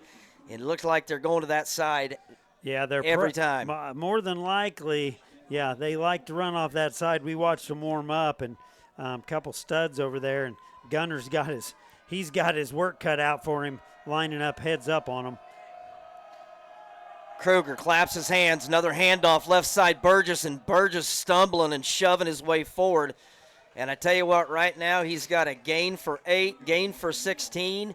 Third carry, we'll see where they mark it down, and gain for 7. So right now, number 8 in that offensive line is running downhill for the Eagles. See Coach Reddick changing. He's doing a lot of fancy signaling halfway out on the field that time, and he's watching what they're doing and trying to adjust there. Mason Samuels made that tackle, and I know he wants to get Mason into position to hit this big running back. Quick pass over the middle, and it's tipped. I don't think he caught it. Nope. Went for a quick pass underneath to number 14, and that is Grady Bergman. So it's going to bring up third down and short. Probably a smart play there on second down. You know you're going to go for it on fourth down here to see if you can maybe get it quick with the pass. You got 2 plays. Braves haven't blown anything up yet. Haven't really, trying to get settled in here, get hit, see kind of how things are starting out here. But this would be a fine time to drop them in the backfield and try to make it 4th and long. 3rd and 3 for the Eagles. Bergman goes in motion, sets in at the slot position, claps his hands. Left side handoff and goes to Burgess. Burgess shoving himself forward. I don't think he got it. He may have picked up 1. That's going to bring up a huge 4th down at about 2. Great stop there for the Braves and good adjustment there by the defensive line. Yep, as Maddox and Gunner and Hutch get settled in here, sometimes you gotta get hit a couple times, but this is a huge play here early. Let's see what Coach Reddick brings, knowing the tendencies of almost everybody. He's jumping, he's pointing. And we're going to have a offsides, I believe, offsides on the Braves, and that will be a free first down. And well, the tendency against us, because they know how aggressive we try to be, is to hard count us early, and I think that's happened in almost every game in those short yardage situations. So Braves have bent a little here, but you can bend all you want, but just don't break. Ball inside of the 30, far side hash. Kruger, handoff here to the near side, and he's got a ton of running room out in front of him is Burgess. Stumbles his way forward down to about the 21-yard line, and got a little action in the backfield, kind of like that. There, Bradley. Bradley's kind of tied up back there. Somebody blocking a long ways from the play. Yep. So, tell you what, it is right now. It is the Bryson Burgess show out of the backfield, number 8. Other than that one play, we stopped him for maybe yard and a half or 2 there on that third down play. He has pretty much been able to get whatever he's wanted. Braves got to figure out this running game of the Eagles, because right now they're running downhill, and here goes Burgess again on that left side, spinning forward inside the 20. Much better, but that's going to bring up third down and short for the Eagles, 3rd and about a yard. Yep, 3rd and about a yard. Braves still need a loss on a play here to really kind of get themselves. They gave him the first down, so at the 19-yard line, it's going to be 1st and 10, and Braves looking to stand up here. They're going to have to get them off the field on downs if they want that football back. So Silver Lake, we talked about it, and what do I know? I'm just a guy with a headset talking about it. Thought maybe They're going to throw the ball all the way around the yard, but here we go. Maybe the conditions, Misty trying to hold on to the football. You're going to trust your number 8 senior running back to lead you down the field, and so far it's been really good. And here comes a pass here to the near side, and it's going to be snuffed out and dropped. What a play by the outside in the corners. Bradley Dornbos, Blaze French, Nate Seamers, all there to shut that thing down. Pass was complete. I'll get you number 2, or name to go with that number. Number 2, Jet Ross. Well, that's a heck of a fun name. Jet Ross is a good football name for a receiver. But the Braves there finally drop them for a loss on this drive, so bring up second and about 12. And you know they want to throw the ball. They've run it. I would be very leery of them, or they're rocking us to sleep a little bit with that run game. All right, here's Kruger. He's got one split to the far side. 5-step drop, looking pass over here to the near side corner, and is it caught? They say it's caught, and it was bobbled. Good hit there by Blaze French, and good catch by Jet Ross. So that will be to the 12-yard line. It's going to bring up 3rd down and about 3. So heck of an impressive drive Silver Lake's putting together. We're already down to the 5:20 mark, Jason. Yeah, they're controlling the ball. They're controlling the clock. The game's 0-0, and at this point in the field, it kind of shrinks things. And this is where a lot of times you'll see this Braves defense stand up. Got twins to the far side, one single split here to the near side. Kruger claps his hands, handoff right side, there to Burgess. Burgess gets ankle tackled inside the 10, going to be down at about the 8-yard line. It's probably going to be enough for a first down, so it's going to bring up 1st and goal for the Eagles. Ball's going to be placed in between the 8 and 7 yard line, so they got 4 plays to try to stick it in there, and the Braves got running 4 plays. Running out of real estate. Yep. Something's got to give. 1st and goal from the 8-yard line, and Braves have done a pretty good job here the last 4 or 5 plays. But yeah, you're gonna have to push them back. A big penalty. Something needs to happen. Twins to the far side. Kruger, 3-step drop pass over the far side to Johnson. Johnson steps in, but he's going to be tackled just short of the 5. Good play there by Caden Schmidt. He was able to pick up about 2 or 3. 2nd and goal outside the 5. Yep, Caden able to get off the block over there. Good thing he's back. Schmidt went out very near the end of the game on the onside kick against St. Mary's and had a lower body injury that was bothering him. He was able to get up, and he's nursed that thing probably all week, but he's out there. 2nd down and goal for the Eagles. Double tight formation. Here's Kruger under center. Ball goes inside to number 24, Monholland, and he's going to be chopped down. Not before he picks up a couple, so that's going to bring up 3rd down from, let's see where they're spotting him, about the 3-yard line, just inside the 3. So Braves got 2 more downs here. Kind of makes you wonder, Jason, if this is a play, they try to get a little fancy and try to. Yeah, I would look, maybe they'll pull it, maybe they'll try to throw it, but they're playing power football. They're saying we can get 2. Inside handoff to Burgess. Burgess shoves himself forward, and they say he's down. Down, short of the goal line, and the Braves defense is completely out of real estate now. That football is literally, I don't know if you can put a playing card between the nose of the ball and the goal line where they spotted that, but man, how would you like to get the football back right there? Absolutely. Going to be a tough 99 3/4 yard drive. So here we go. This is a huge play. Silver Lake going to go into the gun. 4th down. Snap. QB keeper up the middle. I don't think he got it. He didn't get in. He did not get in. What a stand by the Braves. They will gain possession here, but oh my gosh, you're in pucker depth here because you definitely don't want to give up a safety. So do you dare even risk handing the ball off? Do you try to do a quick pass to Mason Samuels? How do you figure out a way? Again, you got to reward your defense here, but literally, Jason, it looks like my size 10 boot would not fit between the football and the goal line. You don't want the ball out of – you don't want to really pitch the ball. You really don't want to run out of the shotgun and hand it off right here because they're going to pin their ears back. They've earned the right here to do something. I don't know. Maybe keep it in your quarterback's hands or throw it. Stewart, handoff right side. Blaze French stumbles and pushes his way forward. Woo! We got out of the end zone, Jason. Yeah, we did get a little there. and that's a scary play because if they get to us in that backfield at all, I think we gained about a yard. Is that a? Yep, looks like about a yard on that right side. We're going to give a yard. So actually, be excited. That's our second positive gain of the game offensively. So here we go.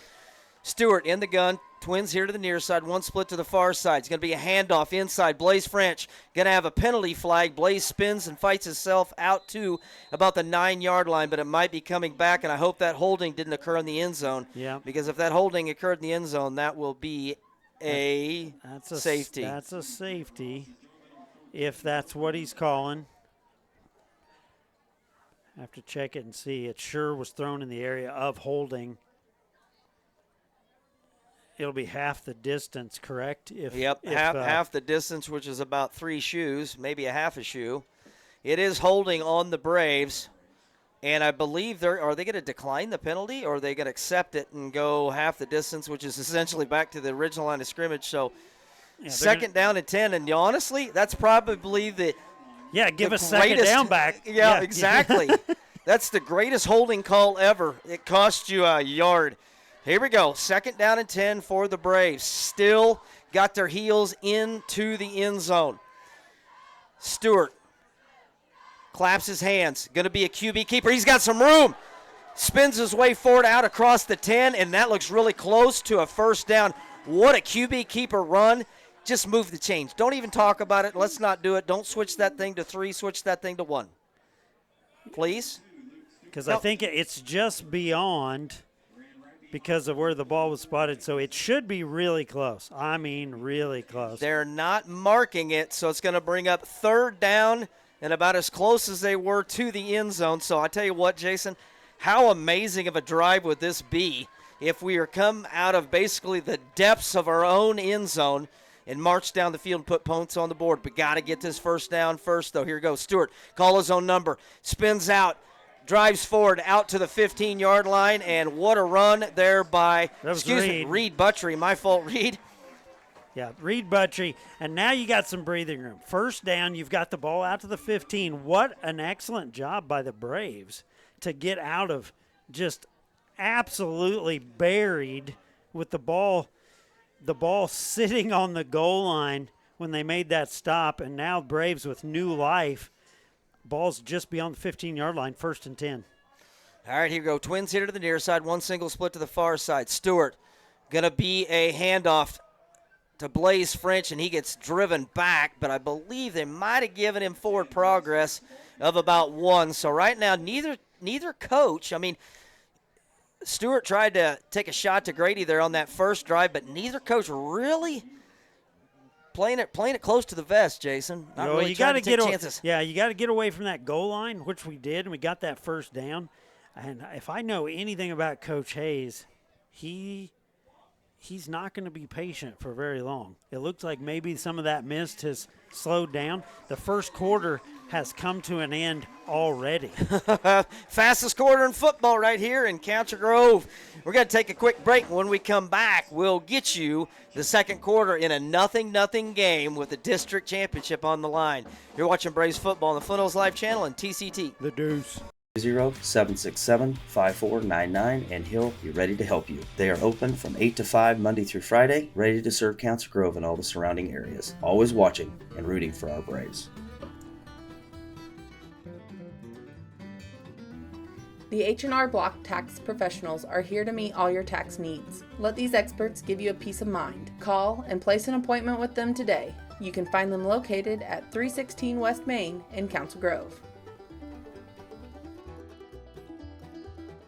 The Council Grove Republican, founded in 1872, provides you with community and focused articles Monday through Thursday, which are stories you can't find on social media. Subscribe today at... All right, welcome back. Thank you. While we got a couple minutes here before we start the second quarter, got a report in. Just a reminder for all of you that are watching the game, you decide to stay home because of the weather conditions, that there is a pancake feed at the Methodist Church right after the football game for all students. So shout out to the Methodists. They're going to be cooking some pancakes tonight. Want to see all the kids over there at the Methodist Church. And again, thank you to them for thinking about our kids and taking care of them, because I guarantee everybody's going to be cold and hungry after this one. So Council Grove, here we go. 2nd down and 8. Huge drive here, and it seems like they've already went 300 yards after how close they were to their own end zone. Stewart claps his hands. Going to be a pitch out here to the side. One-on-one. Bradley Dornbach shakes one man. Doesn't shake the other one. Gets across the 15 to about the 17-yard line. And I'll tell you what, they're disciplined wrapping up in the open field. Yeah, that was an opportunity to get Bradley in space, and he did, and he's not able to shake him. And very disciplined, well-coached teams. Silver Lake, when you go over there to their place, I don't know how many state titles are chiseled into the turf over there, but it's a lot, and they're a very disciplined football team, and we beat them in the playoffs last year, and they might have a little chip on their shoulder. Empty backfield. Stewart, 5-step drop, looking, great blocking, dumps it over, caught. Reed Buttrey across the 25, out at about the 27-yard line.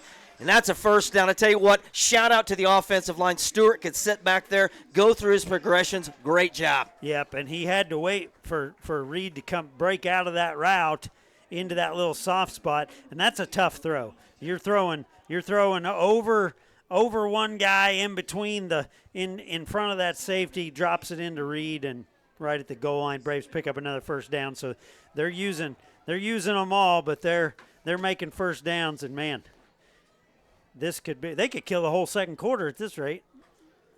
Stewart, yep. Stewart goes with a hard count and gets the 5 yards back and gets everybody excited. And I tell you what, right now it's just one of those deals where this is kind of shaping up like what we had last week, where you're going to pretty much have to be disciplined on both sides of the football, and every single play matters. Every handoff, every passing play, every defensive, offensive possession, special teams in a 0-0 game. And I don't know what the discussion is. The kid jumped across the line and made contact with us. Please say encroachment. Thank you, sir. They did. Encroachment on Silver Lake, so that's going to bring up a 1st down and 5. Let's shove that thing across the 30 to the 33-yard line and see if Coach Hayes decides to change the play a little bit, knowing that he's only got to get 5 for a first down here, maybe take a shot. Is this the definition of matriculating? Matriculating, exactly right. Because what did we get it with about 3 minutes left in that quarter, I think, something like that? Yeah, we've killed 3 or 4 minutes getting about 33 yards. All right, here we go. One split to the far side, one split here to the near. Stewart claps his hands, misses the running back. He's going to have to duck it and run, and he is going to be dumped for a loss. So, that's kind of frustrating, Jason. You got a free 5 yards, and then you basically had a lot of time to get that play in, and then there's miscommunication in the backfield. Somebody didn't go the right way, and you end up basically giving them that 5 yards back. Yep, gave it back. Now it's 2nd and 10, and just try to get part of this back, get a 3rd and manageable, and this is going to be a possession ball game from what we've seen. Just you got to keep making first downs. One split to the far side, one split here to the near side. The bottom of your screen is Grady Kepley. And I believe we might get a timeout because we're going to talk about it. We'll go ahead and take a timeout with them. Council Grove faced with a 2nd and 10 when we return here at Legion Stadium. You're watching Braves football on the Flint Hills Life Channel and TCT. The Deuce. Get the results you deserve. Contact Matt at 785-826-0995. TCT has you covered for all your internet, streaming TV, and telephone needs with fast, reliable fiber broadband services. TCT is an authorized agent for Nextech Wireless with retail offices in Council Grove, Abilene, and Hillsboro. Visit tctelco.net for more information. Shortstop in Council Grove is a proud supporter of the Council Grove Braves. They provide the convenience you need and the service you deserve. With easy to pay at the pump gas and diesel and great deals inside, you can't go wrong. Be sure to pick up a delicious pizza before or after the game. They hope to see you in one of their many locations in eastern Kansas. Let's go Braves! All right, welcome back. Thank you, Creighton. After that Council Grove timeout, they've got 2 remaining, and Osage City has not, or Osage City, wrong team. Silver Lake has not used one yet. All right, here we go. Same formation.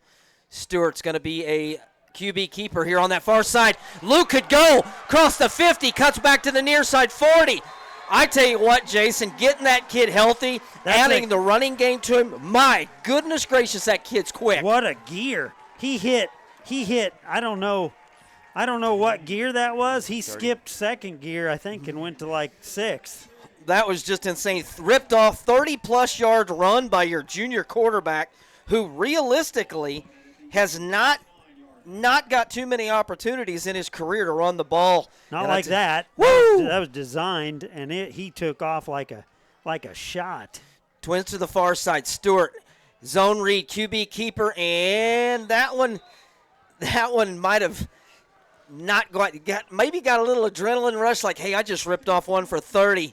Give me that ball back. I'm going to do it again. Might should have given that one to Blaze. And the push right there was incredible because they were holding on to the mesh point when they got to the line of scrimmage.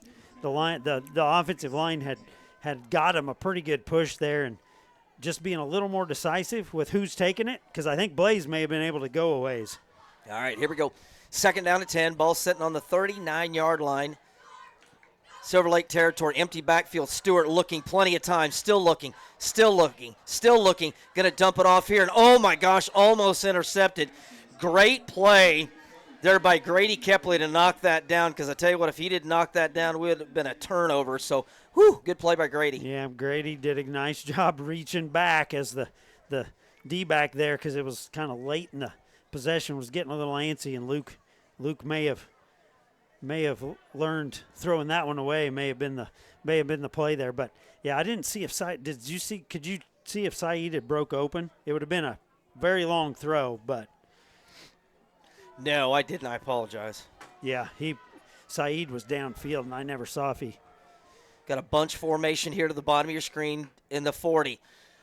5-step drop. Stewart steps under the pocket, and he gets ripped down. And how is that legal? That was either a horse collar or I don't know what that was, but he got ripped down, and I don't know how that didn't look normal, did it? Didn't look normal. He's engaged. Look like a horse collar, face mask, and he's engaged. Got hit pretty high. I'm not sure what they saw, but wow. So a big gain there by Stewart on that run for 30-plus yards, and then a couple negative plays, and their Braves are forced to punt. But they did get this thing out of the end zone and flip the field here on this. Reed gets it away, and it's going to be returned there by Dane Johnson, and what a play. What a play. Let's see who the Bradley Dornbos, and great punt coverage. Now we get to roll that defense out there, shut down this Silver Lake Eagles offense one more time. Yep, we're looking for turnovers tonight. That's the key to this game, I believe, will be whether or not the team in blue can turn them over at some point and give their offense great field position, maybe even pick six, something huge to keep the momentum. Going to be a play-action pass. Kruger rolls out. Wide open is the receiver. That bounced. Yep, and they're going to say incomplete pass. So had a wide-open man there on the out route there, just short of the 30s, but it's going to bring up 2nd and 10. Clock stopped with 8:16 left to play. You know who he was in his face when he threw it, don't you? There wasn't a very good look to throw the football. He sped him up. 41 was looking him in the eyes through his face mask as he tried to get rid of that football. That's another key to this game is, can we get one of these linebackers in his face? Kruger, freshman quarterback for Silver Lake, rolls out, steps up, going to go deep, long over the middle. He's got a receiver, and it is, oh my gosh. Oh my goodness. So you got Blaze French. With perfect timing. Right as the ball gets there. Right as the ball gets there, and he gets a pass interference call, found the football, went through the man at the time, the touch hit, but they're going to get pass interference, and that's going to move the ball about to the 31-32-yard line on the pass interference. And the Council Grove coaching staff is not terribly happy with it. And don't you think that was very good timing? Yeah. I mean, I thought he made a play at the ball. I thought he went for the ball. Yep. So maybe are we going to talk? Pick it up. Talk about this. Pick it up. Nope. What? They called a personal foul. Not pass interference, they called a personal foul. I didn't see targeting. I'm confused. Yeah, I don't know. Was it something on their quarterback? I mean, the flag was thrown right at the point of attack. They call it on Blaze on 10. I'm confused because if you want to call pass interference, that's fine. That's 10, but they called a personal. Wow. Okay. All right. I just need to be quiet here. First down and 10 for Silver Lake. I think Darren is expressing his concern over the call. So Coach Finch and Coach Semeka and Coach Reddick, the only one right now, Coach Hayes has pretty much removed himself from the process because he doesn't want to get we're still got discussion. I just don't understand. If you want to call pass interference, fine. We all thought up here. I mean, that's a judgment call. You think he got there early, whatever. He looked like he's making a play on the ball, and the flag came from back there. So. Yep. And the only thing that frustrates me with the white hat here is you made the call, stand by the call, you trusted your crew. Yes, you like to give Council Grove the opportunity to discuss it with you, but don't take that much time because all you're going to be doing is fueling everybody on this side of the field. So ball on the 32-yard line. Kruger, 5-step drop, looking far side, and it is going to be in and out of the hands of his intended receiver, and that's number 14, Bergman. It's going to bring up second down and 10. So far the Braves' defensive secondary is held pretty strong, and if it wouldn't have been helped by a penalty, they've done a pretty good job defending the pass game. You know what's crazy, Jason? Is they marched the ball down the field running the football, and they haven't handed the ball off once this entire drive. They decided now that maybe when that rain started to slow down, maybe now things are drying up out there. They deciding to throw the ball. Trips to the far side. Going to be a handoff inside to Monholland, the sophomore. Shoves his way forward. He does pick up some positive yards. Maybe picks up about 3 to about the 35-yard line. It's going to bring up a huge third down, and I haven't seen Silver Lake's punter. Sure would like to see what his number is. Yeah, I'd like to see what they got for a punter. Fans seem to be getting a little restless with maybe what they believe to be Silver Lake maybe holding some jerseys in there up inside. So we'll see. It look like we're pinning our ears back, showing pressure. Third down and about 6. And I tell you what, got Silver Lake so nervous they're going to call a timeout. They were scared of 34 and 41, thought maybe they're kind of come into their backfield. So we're going to take a quick break as Silver Lake takes a timeout. You're watching Braves football on the Flint Hills Live channel on TCT. The Deuce. Please remember, help is always near. It's okay not to be okay.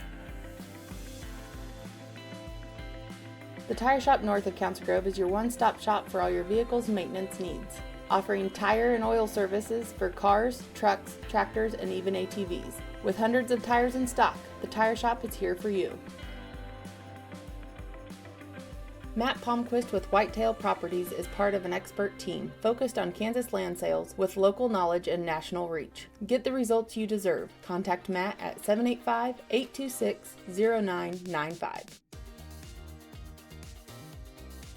TCT has you covered for all your internet, streaming TV, and telephone needs with fast, reliable fiber broadband services. TCT is an authorized agent for Nextech Wireless with retail offices in Council Grove, Abilene. All right, welcome back after the Silver Lake timeout. 3rd down and 7 for Silver Lake. Council Grove still trying to make some quick pass over there on the far side. Ball's tipped and almost intercepted, but Council Grove. Oh, no. And then there's a flag that came in very, very late, and hopefully that was a legal man downfield or something, but hopefully it's not on blue. Something you can decline, but we really don't want to turn this into the flag fiesta. Yeah, our guys are saying let's decline it. They did get the hold call finally. Yep, holding, so it's going to bring up 4th down and 7 for Silver Lake, and here comes Silver Lake's punt team. We get to see who the punter is, and ooh, yes. I think old Uncle Mo may have entered the. I tell you what, that we talked about that at the quarter break, how huge a momentum swing that was for them to drive at 69 yards and a foot and not get in the end zone, changed this game. punt, and it is end over end on that far side. Just get away from it, and it's going to take a Silver Lake roll, settle up at about the 24-yard line. So Council Grove will have it for their third possession in this nothing game. We're going to go ahead and keep it right here.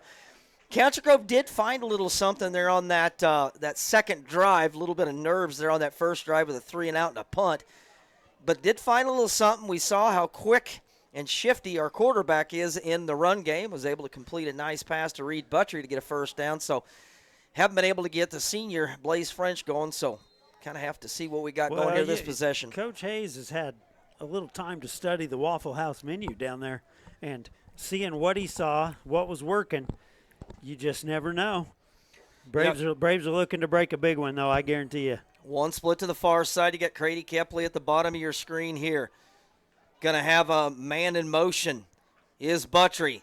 Going to be a lead play handoff to Blaze French, and he is spun and dropped. Looks like he's going to lose about 3 on that handoff there inside. Yeah, they pretty well schooled on what 10 does with the football and what formations we like to run out of, because, man, they are coming. And when in our pass blocking's been really good.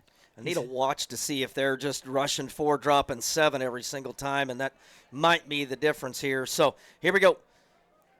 Reed Buttrey going into the slot, into the X here. Your Z out here to the wide side is Grady Kepley. Going to be a zone read pass. Stewart breaks one tackle. Good block there on that far side. Stewart still on his feet and gets close. But I tell you what, that blindside block over there by Maddox Ziegler to spring that run. What a block. Yep, and there's a flag because of it. So, are you serious? Oh, yeah. They threw a flag on that block, and I believe they're going to get us probably for the blindside. They're going to pick it up. They're going to pick it up. All right. I mean, because it's foot. Hey, Jason, I was just checking. Do we have helmets, pads, knee pads, yes, butt pads, thigh pads? Yep, it's football. This is a football game. Okay, just checking. This is a football game. This is a violent sport, and you've got to play with your head on a swivel. So pickup of about 7 for, they're going to call it 6. Well, maybe when they get it set here. It's going to be 3rd down and 3 for the Council Grove Braves. Going to have one split to the near side. Twins there to the far side. Stewart claps his hands. Quick drop pass. Going to be in and out of the hands of Mason Samuels. Read pretty well. And Braves are going to have to force to punt. But Reed hopefully get a good one. Get really good coverage down there and bring that defense out and see if we can keep shutting down this offense. Set back deep. Yep. Just got to keep yourself in position to make a big play with this defense. And flipping this field position, step 1.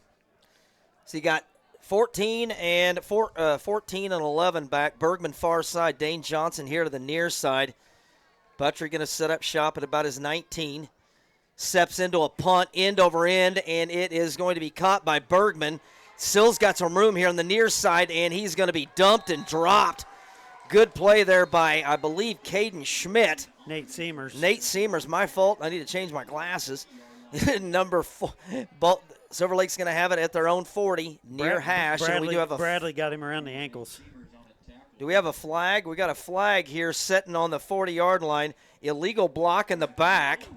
It's even better for field position purposes. So shove him back to the 30. So just if you just joined us or got into the game late, Silver Lake won the toss, elected to defer to the second half. So looking at the clock, under 6 to play here, depending upon how things go, Council Grove hopefully get a stop here, get an opportunity to possess the ball last before halftime, so we'll have to kind of wait and see. Yeah, Silver Lake did defer. They'll get it out of the locker room.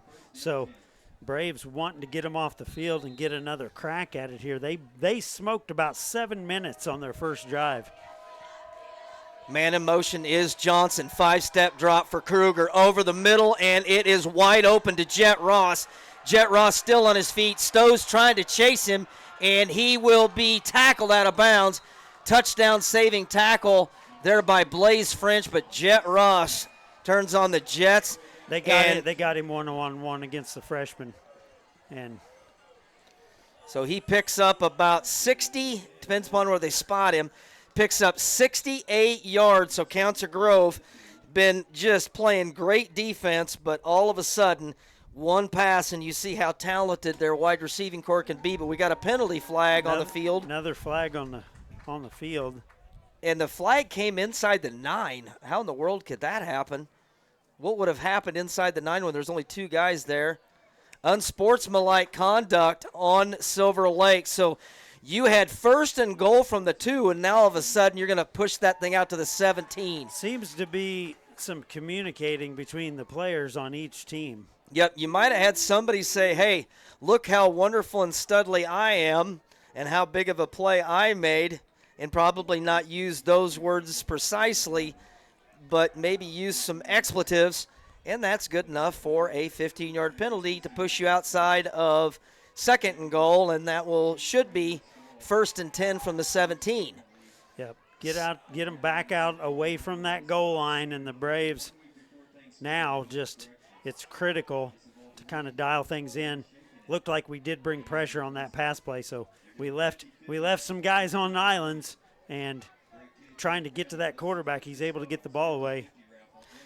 I know some officials' crews, vary by how they handle business and stuff like that. This crew is very deliberate. Would that be the word to say? About every penalty, they huddle up, they talk about it, which is, I appreciate you're getting it right, but it's just you're just hoping that all the discussion and stuff isn't a frustrating factor for how much time it's taken in between each one of these calls. But nevertheless, huge play to push Silver Lake out of 1st and goal from the 2. Twins to the far side. Kruger rolls out to his right, looking, still looking, being pressured, and he just dumps it out of bounds. Great pressure there on the inside by the Braves, by number 56, Caden Hewitt, and bring up 2nd and 10. Yep, Hewitt able to get him on the run. Good coverage downfield. Braves just have to be assignment sound. Going to get a ball substitution here. Rotating a couple balls in here, try to keep them dry. There's still a little mist coming down, but nothing that the teams can't handle. Twins to the far side. Single coverage here at the bottom of your screen. Keep an eye on number 11, Dane Johnson. Going to be an inside handoff to Burgess. Burgess breaks one tackle, breaks another tackle, and finally is shoved out of bounds, but not before. See where they spot him. Shoved out of bounds at the 5-yard line. It's going to bring up 1st and goal. We got another penalty flag set to 17. Looks like a hold. Looks like a hold on Silver Lake. And it is. Hey.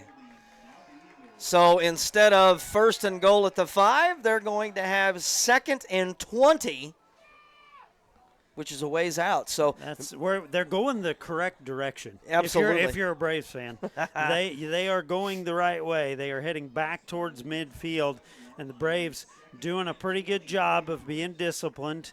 And the home fans were getting a little rowdy, thinking maybe there was some holding going on, and now they were grumbling a little bit, and now starting to see a couple holds being called out there, and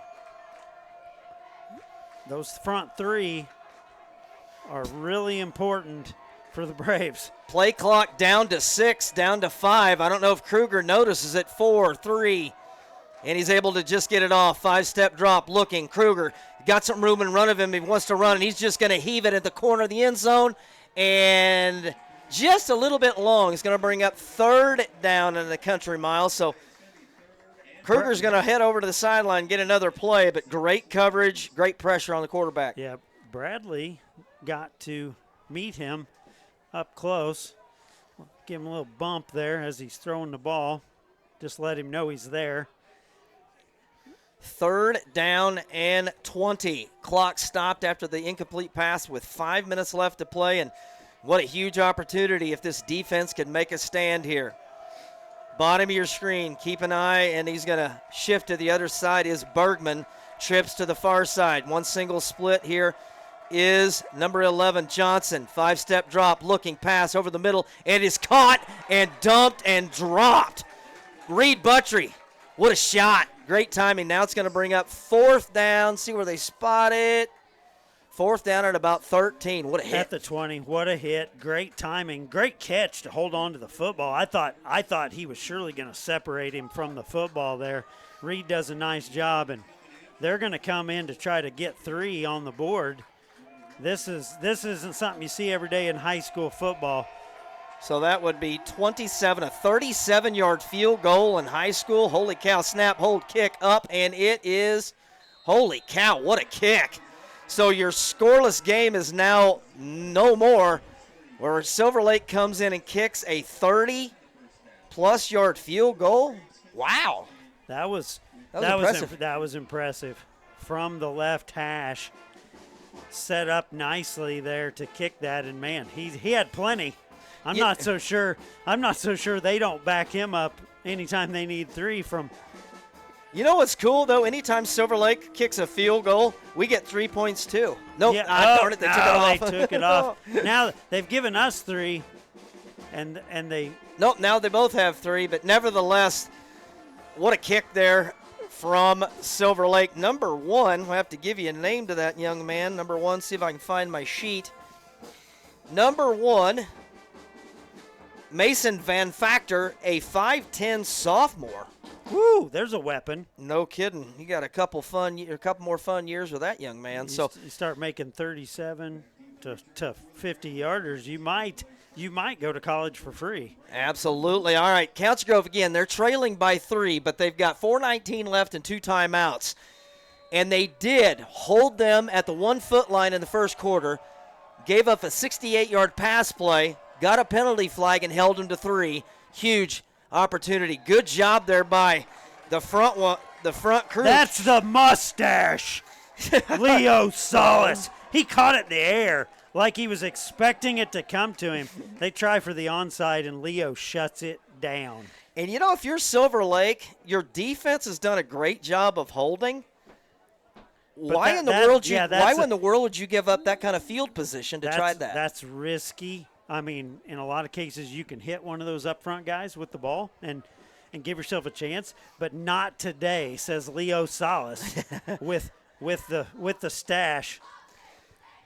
Blaze French in motion. It's going to be a pitch to that far side. Blaze trying to find a little bit of running room, and he's not. He is able to pick up about 3 or 4, but there is a holding penalty incoming. So that definitely was in their pregame meeting for the officials was we're going to call every single hold. We don't care. So, well, I'd rather call holding on both sides than holding on one side and not the other. And if people are holding, then let's call it on both sides. And I know the Braves they like to hold a little bit at times. You know, Blaze almost a chance to get the corner down there, but still first down. So it's going to bring up 1st down and 18. Far hash ball gets pushed inside the 40-yard line to the 39. Braves with plenty of time. Clock winding here, nearing the 4-minute mark. Still have those 2 timeouts in their pocket. Last thing you want to do is go quick 3 and out here to give the ball back to Silver Lake. Need to put together a drive here and would love to put some points on the board. Stewart's going to bring Buttrey back into the backfield for this 1st and long play. Going to be a play-action pass. Stewart looking, pass over the middle. It's going to be in and out of the hands, right through the hands of his intended receiver, Mason Samuels. Would have been, even if he was tackled there, would have been good for about 12, but it goes through the hands of the junior. Through an 80-mile-an-hour fastball. Mason not able to handle it. The ball tipped up in the air was the most dangerous part of that play. Nobody back there, so ball falls to the turf. So Braves trying to find something here offensively, and again defensively, you give up a couple big drives here, but you've only allowed 3 points. You just got to find something here, something that is going to give you some confidence offensively here. Going to have bunch formation to the far side. Stewart going to be an inside handoff, and he's going to push his way forward for about 3 yards for Blaze French, but just not much in that running game is going to bring up 3rd and long. 3rd and long, and I think the Braves at this position on the field, I think you're going to see the CFs go for the marker here. Ball's probably going in the air. Yep, going to bring up 3rd down and 13. Council Grove, the last thing you want to do here, they're taking a lot of time here, which you don't mind, because if you don't get this, you do not want to give a ton of time back to Silver Lake because they're going to get the ball to start the third quarter. 5-step drop for Stewart. Plenty of time. Looking. He's going to rush out, and then we got a face mask. There you go. That saves the day. You hate to see your junior quarterback get his head ripped off, but we do get a first down out of it. Yeah, you do get a first down out of that, and that can be a huge play. Only problem is there's 2 flags. Did they both see it, or are we going to get some kind of offsetting penalties, and you would hate to and have to replay third down? He picked his up. Everybody seems to know what's going on. Personal foul, face mask, Silver Lake. No other penalty flags. Move it 15, first down. I like it, Jason. Yeah, I like it. We'll take anything we can get right now against this stout Silver Lake defense. And both these teams playing great defensively. We're in a 3-0 ball game, 2:56 to play Crazy. till halftime. And that's a score you probably don't see too often in high school football. Everybody's on Sports in Kansas going, what is going on up there? All right, 1st and 10 for the Braves. New set of downs here. Stewart going to be a handoff to Reed Buttry, and he is going to be dumped and dropped for about 5. So running game is few and far between here tonight against this front 4 of Silver Lake. Yep, it's tough sledding. Whoa. He surely had forward progress on the other side of the 45, didn't he? Well, I thought it was closer to the 45 than the 46, but at any rate, it's gonna be, they're gonna call it 2nd and 14 on the scoreboard, and Braves looking for some magic here to close out the half. Stewart going to be a handoff inside. Dornbos finds a little bit of a seam. He's able to get back to the original line of scrimmage. Going to be up 3rd down and about 10. Jason, I got a question for you. Clock is running here. 1:40 to go. 2 timeouts. Both teams have 2 timeouts. I'm surprised Silver Lake hasn't called a timeout yet. And Council Grove's being deliberate here. They do not want Silver Lake to get the ball back. So why isn't Silver Lake calling timeout to preserve some time? Yeah, they get the ball out of the locker rooms. Maybe they're just not concerned about that at this point. But if you're at 4th and 5, do you go for it or do you pin them deep? 4th and 5, I go for it. All right, here we go. Bunch formation here to the near side. Stewart looking, steps up into the pocket, still looking. He's got a man, and it is over the hands of the intended receiver, Smith Jenkins. And the negative part about that, had him there just a little bit too tall, and with that pass, that stops the clock with 1:07 left. 4th and 10, now you're trying to pin them. Yep. Now you're trying to make it as difficult as possible with 1 minute because they get it out of the – you just need to get to the locker room down 3-0 here unless you can somehow turn them over. But you'd love to get a muffed kick, some sort of big momentum swing going into halftime here. But see what Reed can probably put this thing around the 10-yard line, and you want to keep him right there. Reed gets it away, and it's high end over end, and it's going to check up and corner kick. Oh, yeah. What a punt by Reed Buttry. There's another flag. Another flag, but depending upon what the flag is, Reed just pinned them inside the 10 far hash. So see how aggressive Silver Lake's going to be after we get this Hewitt's penalty flag. He's holding his hands out like he didn't understand. They're pointing at Silver Lake's huddle. Not sure. Unless the only thing with the penalty flag occurring there downfield, I don't know what holding. What? Okay, I'm confused. We were the punt team, and the flag came there. We punted it back at the 45. How do you have holding at the 30? Yeah, I'm not sure. I understand holding back here at the 45 because you don't want to come in and block the punt. Yeah, he threw it, and he was standing right next to Hewitt and whoever he was engaged with, and I'm not sure. Defensive holding on a punt return? Interesting. Yeah, we're going to page 2 of the call book for sure. All right, here we go. Split to the far side, one split here. Just under a minute to play. Going to be a counter pitch over here to the near side to Bergman. Bergman stumbles his way forward to about the 24 yard line, see if they're going to call timeout or are they going to be content with just letting it go. They're going to do hurry up, but they're not going to call any timeouts, which is just don't let anything get behind you, boys. Here we go. Kruger, snap. Quick pass over here to the near side to Johnson. Johnson's going to catch it and dance out of bounds at the 30, getting that clock stopped with 32 seconds left. Seeing if they can work the sidelines. And the crazy thing is we got to keep in our, our pocket here. They got a kicker. Yeah, if they can, I bet if they can get the ball, but based on that kick, if the ball gets to the 35, they might try it. I wouldn't be scared for the way that kid kicked out and didn't catch it all. He could be able to hit one from 40, 45. Twins to the far side, Twins here to the near side. Mulholland to Kruger's left. Claps his hands. Quick pass. Johnson. And he got tackled inbounds. Great play there by Stows, the freshman. And are we going to get a timeout now? Yes, we will. Yep. So Silver Lake's going to call their second timeout, one remaining with 23 seconds left. We're going to go ahead and take a break right here. You're watching Braves football on the Flint Hills Live channel and TCT. The Deuce.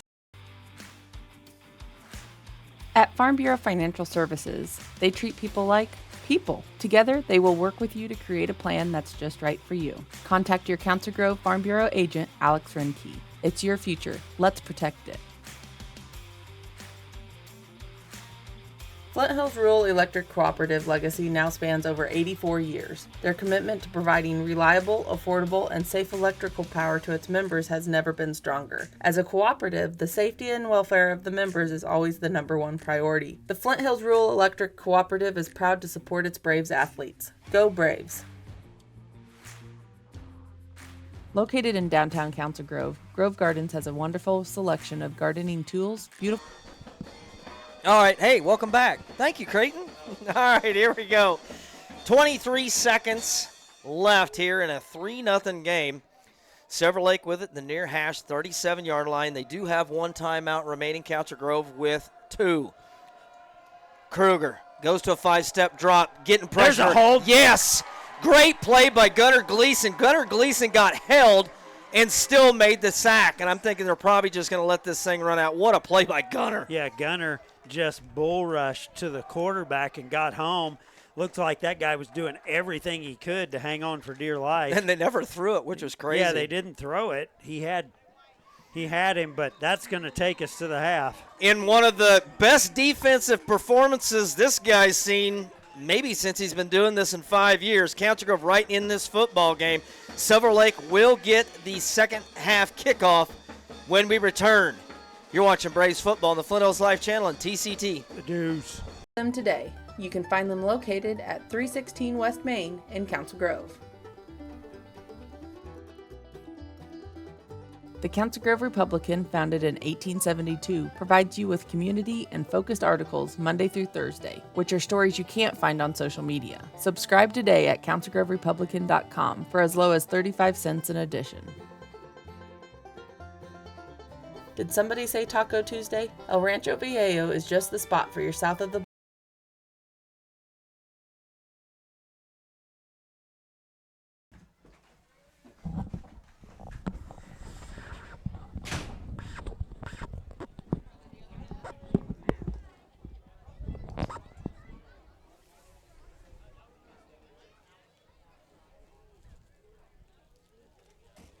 And now to introduce your 2025-2026 Bravettes freshman, Betsy Dornbos, Claudia Sameka, Quincy Sowers, and Maisie Hayes.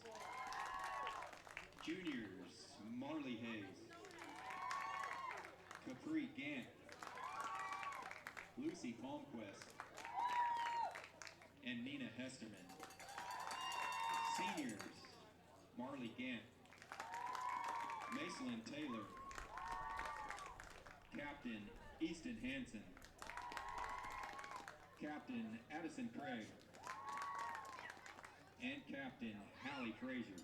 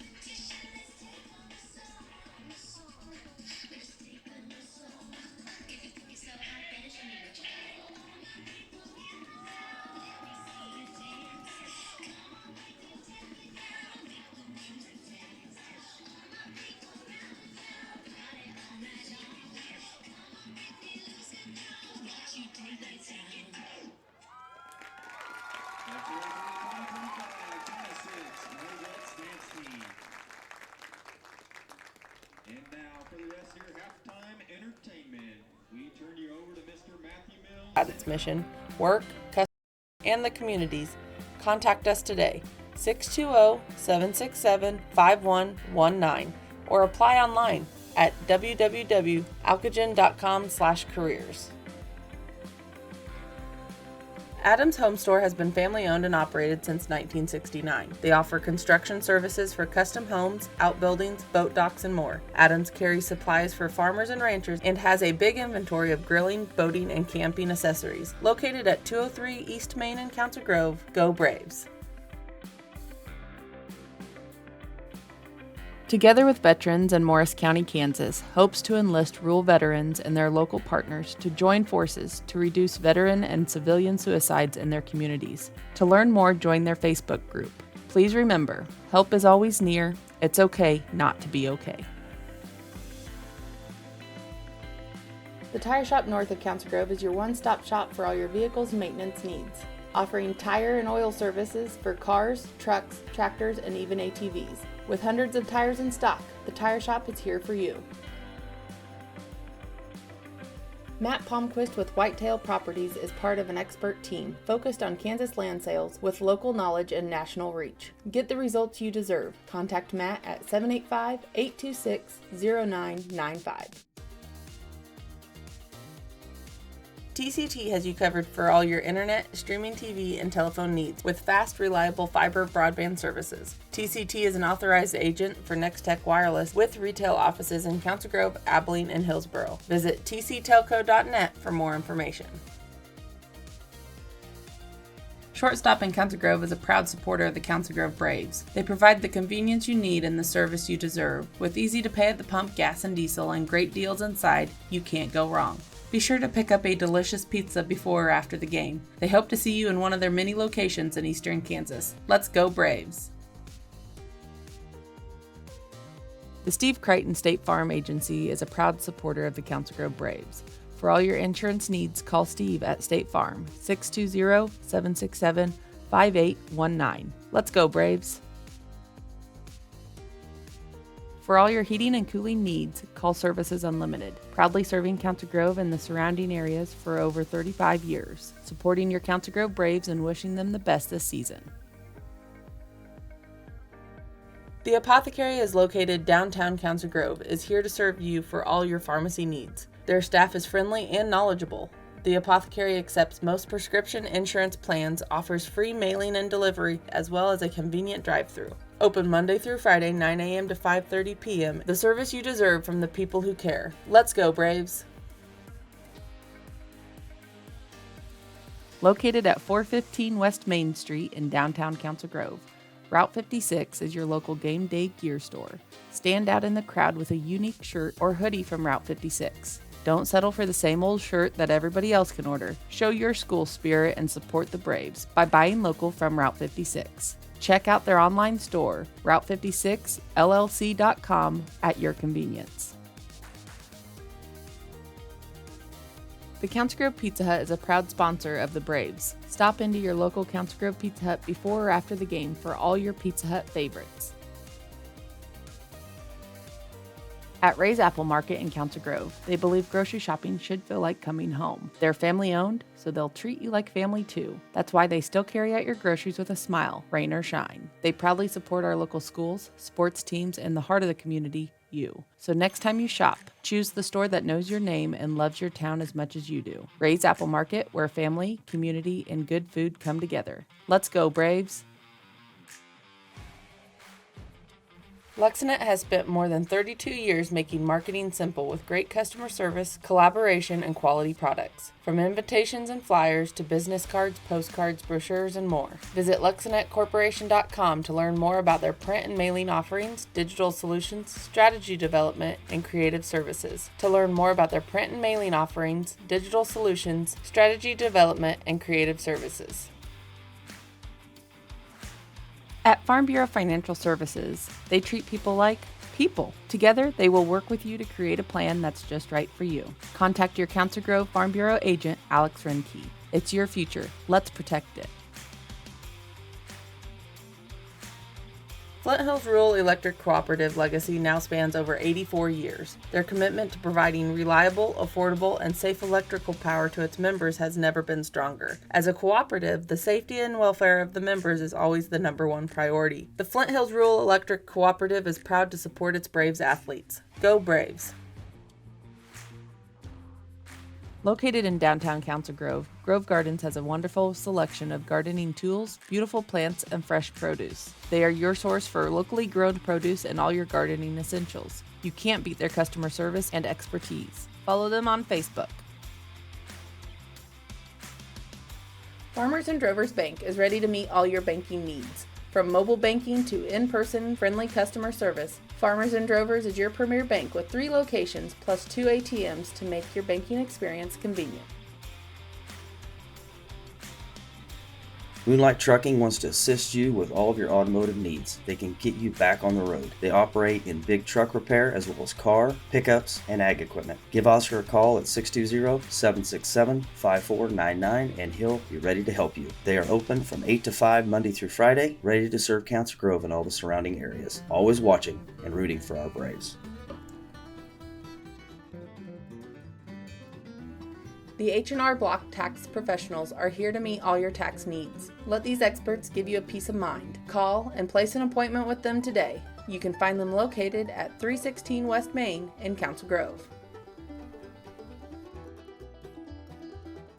The Council Grove Republican, founded in 1872, provides you with community and focused articles Monday through Thursday, which are stories you can't find on social media. Subscribe today at councilgroverepublican.com for as low as 35 cents an edition.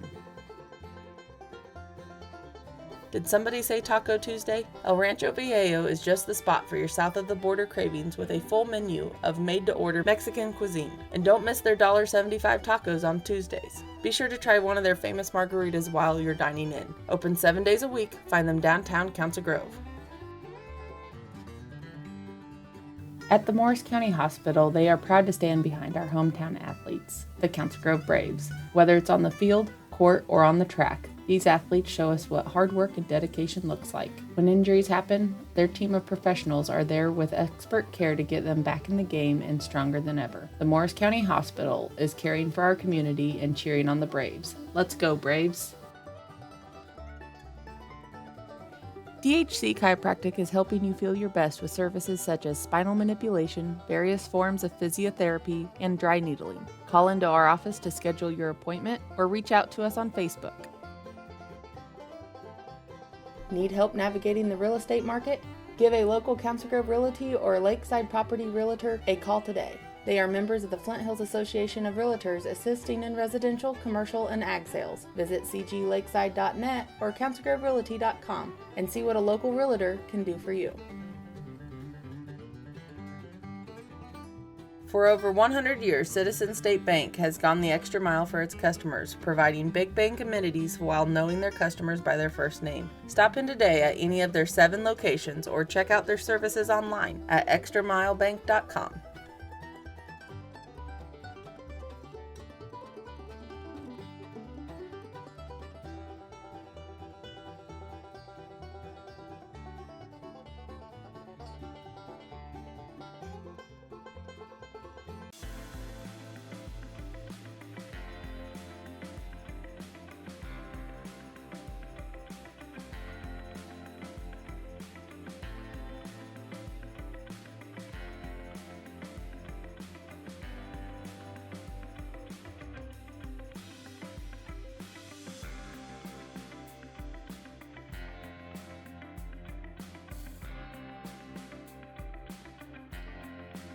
At Becura Family Automotive, we've got you covered. Whether it's an oil change, a tire alignment, or engine repairs, with years of experience, the team knows how to keep you safely on the road. And if you are ever in need of a tow, just give them a call, 620-767-6947. Alcogen is a global leader in developing and providing high-performance specialty materials designed to positively impact the environment. If you're looking for an inspiring and exciting career as part of a team who is passionate about its mission, work, customers, and the communities, contact us today, 620-767-5119, or apply online at www.alcogen.com/careers. Adams Home Store has been family owned and operated since 1969. They offer construction services for custom homes, outbuildings, boat docks, and more. Adams carries supplies for farmers and ranchers and has a big inventory of grilling, boating, and camping accessories. Located at 203 East Main in Council Grove, go Braves! Together with veterans and Morris County, Kansas, hopes to enlist rural veterans and their local partners to join forces to reduce veteran and civilian suicides in their communities. To learn more, join their Facebook group. Please remember, help is always near. It's okay not to be okay.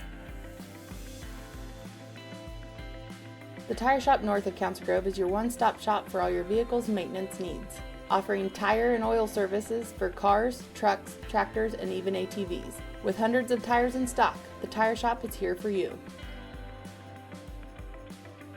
Matt Palmquist with Whitetail Properties is part of an expert team focused on Kansas land sales with local knowledge and national reach. Get the results you deserve. Contact Matt at 785-826-0995.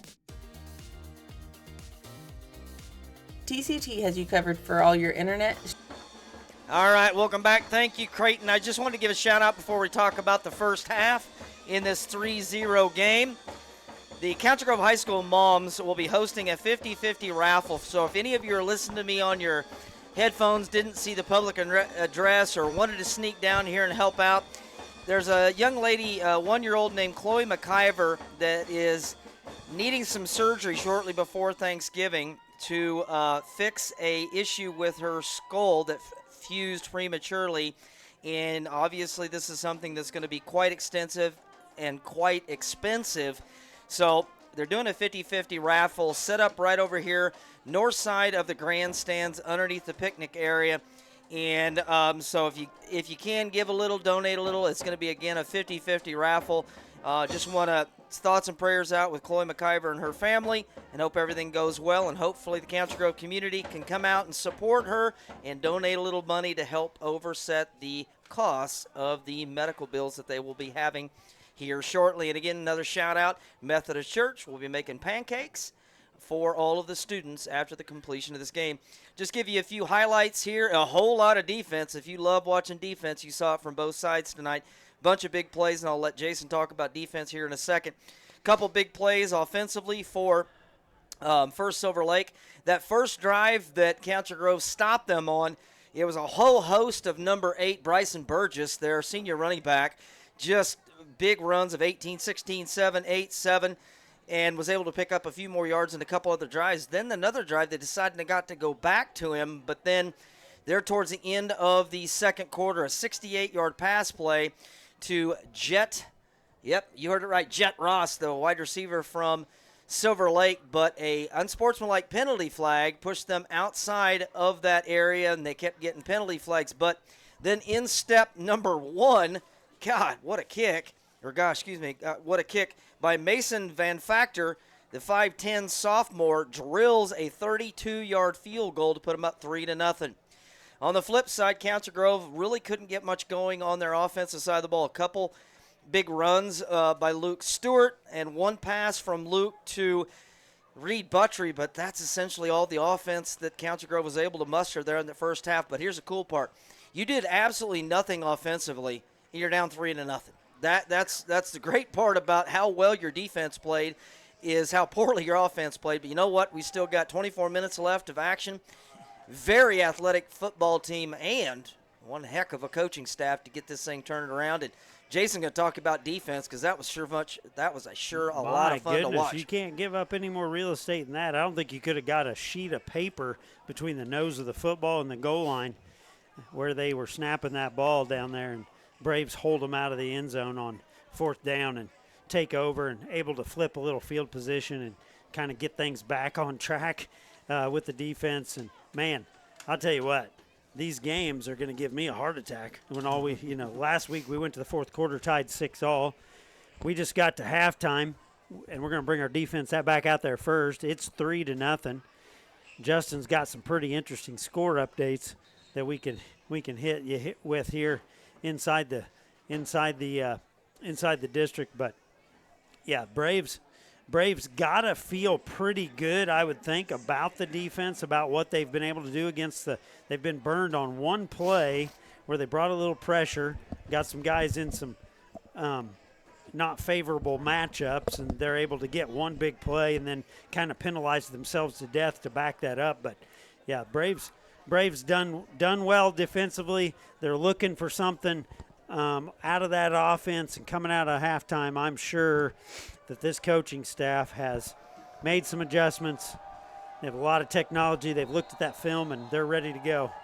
Lincoln Sherwood set to kick off here on the near hash. Gets away a good end-over-end boot. Fumbled and just dived on it. I tell you what, we'll take the 27-yard line. But like Jason mentioned, a few scores of interest over at Osage City, about 38 miles east of here. Osage City at the half, leading Riley County by a score of only 14-8. At St. Mary's tonight, I only found the quarter score. So after one, St. Mary's 7, Sabetha 7. So if you caught scores from last week, Sabetha only lost to Nemaha Central by 2. So interesting scores tonight. So here we go. Kruger's got 2 to his right, 1 here to the bottom of your screen. Kruger, handoff right side to Burgess. Burgess dancing, founds a seam, comes back, across the 35 down at the 32, but is able to pick up 5. That's a great cutback when he saw that seam. It was a great cutback, and it looked like 55. One of his own guys might have tackled him. I think he ran into him and kind of bumped him off balance there. But at any rate, he picks up a long 3. We'll call it 4. So I think Silver Lake must have went into the halftime and realized they had a 70-yard drive on the ground behind their senior running back Burgess. See if they decide to stick with that. Yep, handoff here to the left side. Burgess, huge hole, pushes and shoves his way forward. Got some momentum, almost got to the 40. Going to call him dead on forward progress at the 39, but that'll be good enough for a first down. And Council Grove, whatever adjustment they made in that long drive, they're going to have to figure that out and go back to it, because right now it looks like we're going to get a whole dose of number 8 here in the second half. Yeah, number 8 was running off that left side, and I think the adjustment made was to bring Mason Samuels into that gap on that side. Looks like that's where he's lining up here, trying to get some size, more size in there to maybe get a hit on him. Trips on the far side, inside handoff to Burgess again, stumbles forward.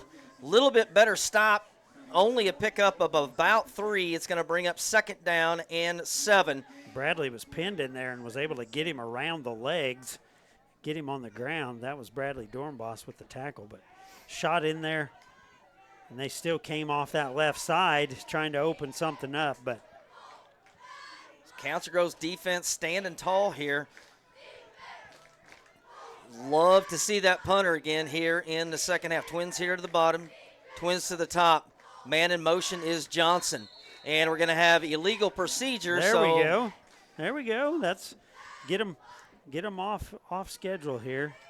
So I just don't understand. You've got basically 3 plays with number 8, and you've picked up about 15 yards with him rushing. Just go with your standard formation. Don't get cute. Just hand it off to him. Go left to right. Now you put a guy in motion, another guy in motion, and it just boggles my mind. You got something that's working. Why are you going to get cute and change it? Yeah, well, Gunner needed his shoe tied. Looked like Reed does it all. He plays quarterback if you need him to. He just tied Gunner's shoe for him. Here we go. Man in motion is Johnson again. 5-step drop, looking. Rolls out here to the near side, trying to get something. He's going to be dumped and thrown out of bounds for a loss. Bradley Dornbos gets fired up. Maybe has a few choice words about being a pen pal. I don't know if him and Bradley are friends yet. After the game, I'm sure they will be. Going to bring up a huge 3rd down and 12, and I'm stepping on cords and pulling Jason's headset off, but huge 3rd down. Clock stop after Kruger went out of bounds at the 9:46 mark. So wherever number 2, 11, and 14 are, figured out how to defend them. Braves looking like they might jump around a little bit now, trying to confuse him. Looks like Bradley's going to line up over the ball. Twins. May not stay there. Twins far side. Braves are going to only rush 4. over the middle, going deep, and it is intercepted by Seamers. What a play. Great job. And I tell you what, Jason, we've talked about this for 5 years. I wish our secondary would get their head around and found the ball. Nate Seamers literally looked like he was a wide receiver in the route. What a play. This right here, I don't know what the crabby hands up are, but whatever Darren did before that play, I think there was like a pat on the head, some crab hands up, and I think that meant go intercept this. Exactly. So huge play, and yes, it was a attempt to make a 25-yard pass, but they got a great punter, and they could have pinned us deep. Great field position for Council Grove on their own 34-yard line. One split far, one split here to the near side. Stewart claps his hands. Going to be a handoff. Blaze French up the middle, and he's got a lot of running room. The best running that we've had, got a little bit of extracurricular for Gunnar Gleason, doing a little blindside blocking. I was just going to block him until I heard the whistle type of deal here. Yeah, you don't want to get called for excessive blocking. Gunnar had him all the way to the sideline. I think the official broke that one up. So, again, positive play there, pickup of 4, which is crazy to say. Blaze's longest run of the game, but if I do some quick math, 4 times 3 is 12, so that's a first down. Bunch formation to the far side. Stewart, handoff left side. Blaze French bounces around the outside, across the 40. 45 cuts in and knocked down just shy of midfield. Blaze French is... Sometimes when Blaze sees things get jammed up, he bounces it. It drives some people crazy. Other people love it. He brings the spark. He brings the energy. But on that one, he's able to shake loose. He gets almost to the 50. Ball spotted at the 49-yard line, and Braves got something cooking here. The energy level, just the body language of everybody wearing navy and gold right now, especially the 11 guys on the field, just a little more hop in the step and a lot more excitement. Did I say something about an interception? Yes, sir, you did. Here we go. Uncle Mo's attitude. Stewart claps his hands. We're going to have movement up front. Did he get his head? He didn't get his head in. Up. Here we go. Inside handoff to Reed Butcher. Reed Butcher finds a little bit of a seam, and he's going to be shoved back. Forward progress got him across midfield into Silver Lake territory. Going to pick up about 2 on that play. Yeah, Braves, as like we saw last week against St. Mary's, we get the running game working a little bit. We'll sing a lullaby. We'll rock them to sleep a little bit, and that can open up some of the passing attack. See how long Coach Hayes goes before he unleashes one. All right, here we go. Different formation here. Luke Stewart is now at wide receiver, inside wide receiver, and Reed Buttrey in at quarterback. Mason Samuels is the running back. Reed's going to call his own number, getting a lead block from Mason Samuels. Not much doing there. He's able to maybe pick up a half yard. It's going to bring up 3rd down, and we're going to call it 7. Clock winding under 7:30. Hewitt giving the indication they're going at his legs, so a little bit of creative run defense up there up front for Silver Lake. It looks like, and Braves 3rd and got it on the other side of the 50. Not sure if you're in 4th down territory yet. Still might try to pin them if you don't get this, but, man, you'd like to see this drive continue. Play clock is under 7. Stewart, 3rd down and 7. Here we go. Going to be a play-action pass. Going to zip it over to the far side. Blaze French. Man, what a play over there on the far side. I thought that was going to go for quite a few. But number 14, Grady Bergman. What a play. I thought he was going to get the edge on that. Good speed. Yep, great play on the edge by Silver Lake, because if Blaze gets a little more outside of him and he doesn't make that tackle, I think he runs for a minute. In punt formation is Reed Buttrey. Had a great punt there to end the half. Pinned good Lord, Justin. Pinned Silver Lake inside the 10, but then a penalty occurred. So Reed going for that corner again, and it is going to be pushed out of bounds inside the 15. So another great directional punt there by Reed Buttrey, which is amazing because you don't allow that speed to come back and bite you. So here comes the defense again. Just got to come out and shut them down again. Well, you've put the little thought about throwing her deep. You just turned them over once. We've at times kind of flirted with getting some pressure on him and causing some mistakes and some miscues and speeding him up. We'll see if the Braves. This would be a great place to maybe tip one. Kruger, handoff inside Monholland. Monholland gets across the 15. Short gain there. That was number 24, Monholland, the sophomore. And I'm wondering if number 8, Burgess, is on a little bit of a number of carries that he can take, maybe even fighting an injury or something. But yeah, they seem to be changing that up, and by what they did last time, this will be a drive they'll do nothing but throw the ball after they. Trips here to the near side, one split to the far side. Kruger giving his sophomore running back a little bit of what he wants here. Quick pass here. Going to be over the middle, and it's caught by Bergman. Bergman still on his feet, showing off that speed, and a touchdown-saving tackle. Good speed there by Bradley Dornbos, but you can see when Bergman or number 11, Johnson, we've kind of held him in check. They get out in the open field. They are fast. Yeah, they're fast, and we had everybody up. There was no, didn't look like anybody dropped excessively deep there and able to burn us just a little bit. But ball's just out to the 40. 1st and 10 for Silver Lake. Monholland in the slot. Going to be a handoff here to the left side. Monholland dancing around. How in the world did he split that and gets 5? Looked like there was nothing there, and he was able to shoot some gap and find himself for a 5-yard gain. Going to bring up 2nd down and 5 for the Eagles. How did he get through there? I don't know how he got through there. Mason set the edge on this near side, and he had to go through there. And I don't know how he squeezed through there. Already down to the 4:45 mark of this third quarter, and the fastest football game maybe in 2A history. Trips here to the near side. Kruger claps his hands, a little bit of a blitz. Went to the double pump fake over the middle, and it is incomplete. They say No, he did say he caught it. Oh, he was waving like this. Okay, it was caught by number 12. Caught by number 12, Joel Miller on the catch. So another first down to Kruger, the freshman quarterback, got a couple big throws under his belt here and found a little bit of momentum. Rotating some of those big defensive linemen out, trying to keep guys fresh, trying to get some push up there. And Braves could really use a tackle for loss. 37-yard line, Silver Lake. Good Lord, Monholland left side. Shoves his way forward for about 2 or 3. Gets across the 35. Is going to bring up 2nd down. And we're going to call it 7. So a little bit of run and then head to the pass. So yeah, they keep working off that left edge, right behind that tackle.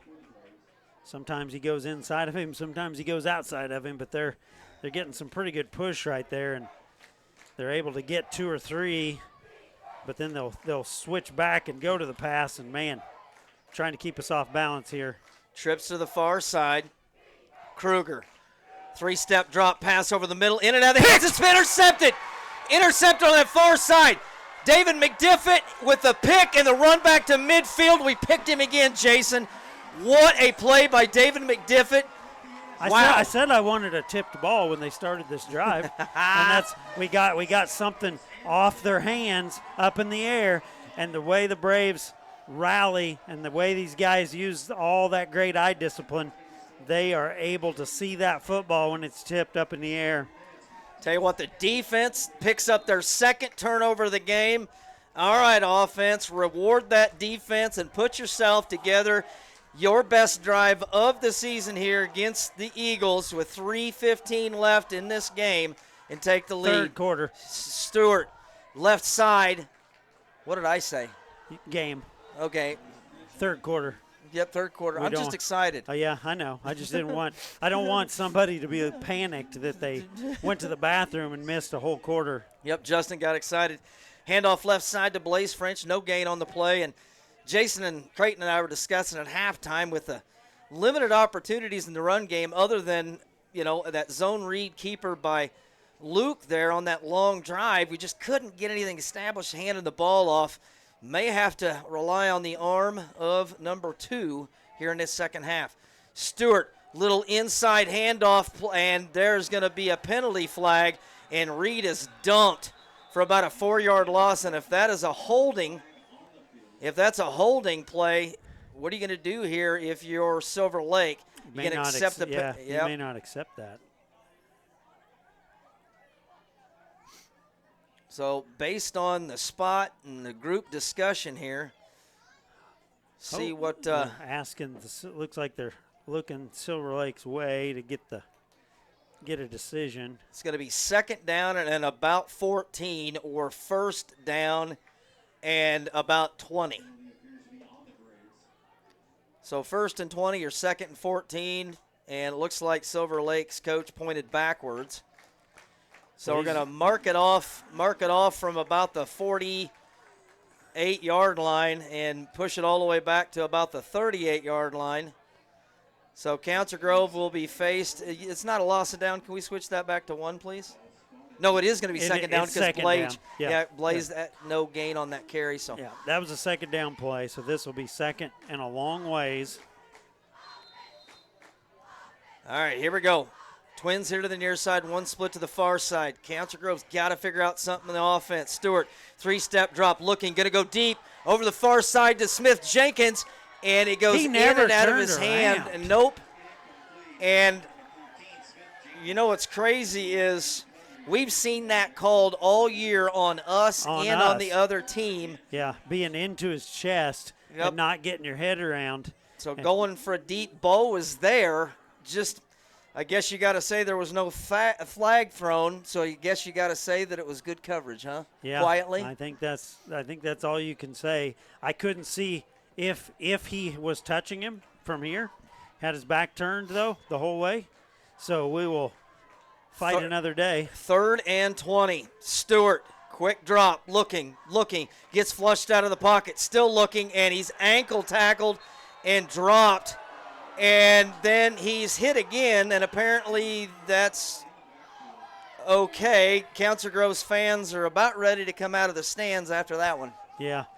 Now, I would maybe agree it was a little inadvertent on both players. He was kind of walking that direction, and Luke got up and turned, and not sure it was malicious. But the fans, I don't think, would agree with me. So that after that huge loss, 4th and 34, so you get the pick out to the 50, and Council Grove loses a bunch. Reed gets away a good punt. It's going to be returned by Johnson. There's a block in the back. That'll push that back. So is that the marker for where the ball is or a flag? I believe he threw the flag. Didn't he?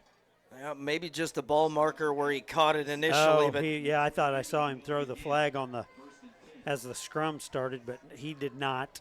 1:28 left to go in the third quarter. Still 3-0 Eagles. Council Grove's defense back out on the field, just doing everything they can to try to give their offense some opportunities, and just going to have to ask them to do it again. Turn it over again. All right, here we go.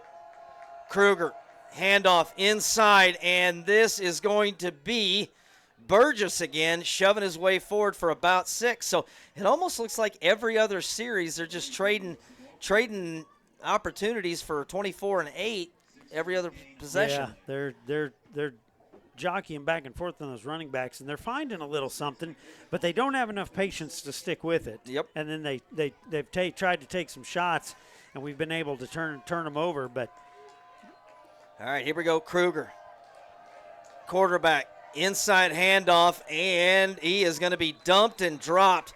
Great play there by number 69, Tyler Hutchison. Good play.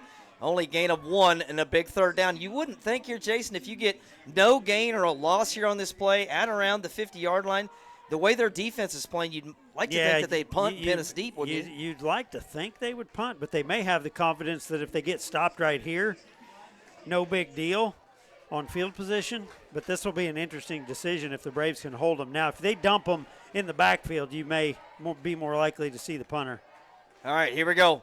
Going to be a handoff. Inside, and he is going to be almost break one. Good touchdown-saving tackle there by Caden Schmidt. But tell you what, when Burgess has had the opportunity to have the ball in his hands, number 8, he's made some stuff happen along that left side.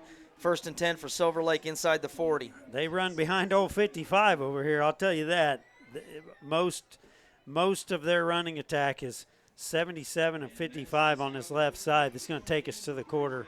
All right, we're going to take a quick break. When we return, 1st and 10 for the Eagles at the 36-yard line in Council Grove territory. You're watching Braves football on the Flint Hills Live channel and TCT. The Deuce. Assist you with all of your automotive needs. They can get you back on the road. They operate in big truck repair as well as car, pickups, and ag equipment. Give Oscar a call at 620-767-5499 and he'll be ready to help you. They are open from 8 to 5 Monday through Friday, ready to serve Council Grove and all the surrounding areas. Always watching and rooting for our Braves. The H&R Block tax professionals are here to meet all your tax needs. Let these experts give you a peace of mind. Call and place an appointment with them today. You can find them located at 316 West Main in Council Grove.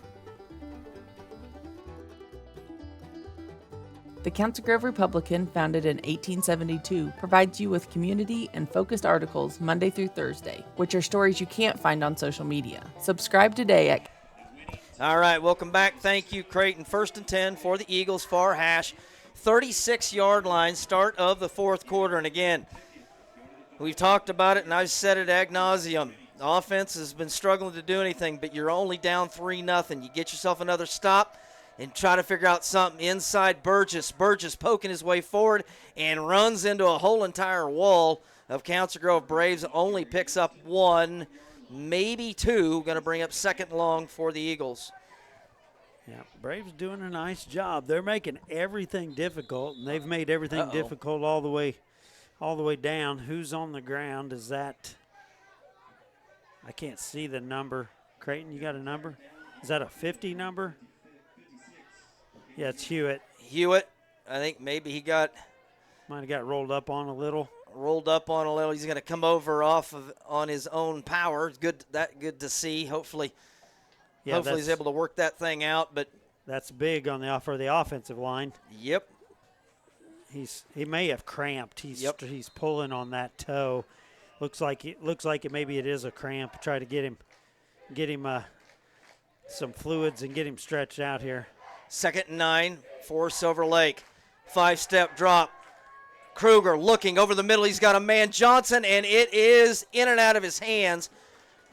And I tell you what, throw that was there, but it was well defended by the Braves. Going to bring up 3rd at down and 9. Seamers not letting him get behind him. Seamers able to pick that last one when we turned him over, or David McDiffett Seamers picked the first one, but D-backs have got their hands full with these 6'3" fast receivers, and Braves doing all they can up front to get pressure. Maddox, I think, was being swallowed by 2 guys there. Trips here to the near side, twins to the far side. Empty backfield for Kruger. Going to have movement up front, and I believe that we did it again, and it's going to go from 3rd and 9 to 3rd and 4, Jason. Everybody gets a little ramped up, and that's they haven't done it since the first possession, and it's a good time to try it because Braves they've been coming, and makes it 3rd and somewhat more manageable. But yeah, Council Grove, we've got to stand up here. Like we said, you can bend, but you just don't want to break, and real estate's not too short yet, but it's getting shorter. Empty backfield again for Kruger. Trips to the near side, twins far side. Quick 3-step drop. Doing a little quick out far side over there. I didn't catch the number. 11. And that Dane Johnson, the senior, picks up the first down. New set of downs for Silver Lake. Clock stop, 11:14 that we can have on your screen. Got to give a shout out. And again, Creighton, you created that little deal there. Got a shout out to Creighton Sameka putting that thing together for all of you at home. Got a shout out from Sean Honor, really appreciating that. I'm sure everybody else does as well, so thank you. Makes it easier when the score and the time is right. Handoff inside to Mulholland, number 24. He had nowhere to go. And again, we're frustrated that they're making this drive, but I tell you what, this is where the Council Grove defense has been at their best. You get them inside, the 30, the 20, the 15-yard line, and Council Grove's defense just says, nah, you're not coming in here. So 2nd down, and they're going to call that a loss, They're Jason. calling that a yard loss. Clock's running 10:45. Clock's going to become a factor in this football game here before long if they just keep drilling this running game at us. Quick pass, and he's going to tuck it and run is Kruger, and he's going to be dumped drop for a loss. See the number on that masked man is 62. Maddox Ziegler. So two huge plays in a row by the defensive front. That's going to bring up third down and 13. So obviously still 4-down territory for Silver Lake. But again, Council Grove's defense just absolutely playing as well as you could hope for tonight against this high-powered offense. Twins to the far side, Twins here to the near side. Mulholland in the backfield. Oh, excuse me, that's number 8, Burgess. Man in motion is Johnson. Kruger's going to be flushed. Somehow finds his way and get it away, and it is in and out of the hands of the intended receiver. But I tell you what, I don't know how Kruger was able to get rid of that. But again, great stop by the defense, but you got to do it one more time. 4th and 13 coming up. He squeezed through there, thought he might run with the ball.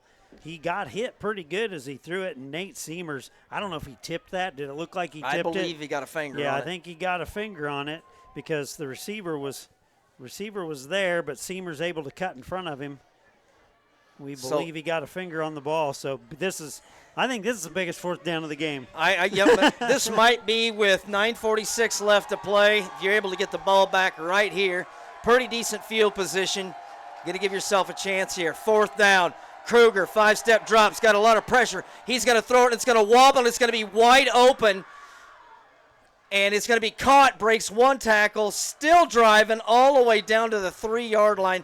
How in the world did we lose number 14, Grady Bergman? And Silver Lake is set up inside the 5 with that pitch and catch to Bergman. Holy moly. Saeed on a little bit of a blitz there. And you see, I mean, he almost got home before he was able to release that. But now the Braves have they're able to complete that, brought a little pressure. They're able to complete it down to the 3-yard line, and now you've really got your back against the wall. Insert number 8, Burgess. Kid's been running very well tonight. He's going to get a handoff along that right side, fumbles his way into the end zone for the game's first touchdown, a 3-yard touchdown run by Burgess and the Silver Lake Eagles, making it a 2-possession game. Yep, up 9 now. This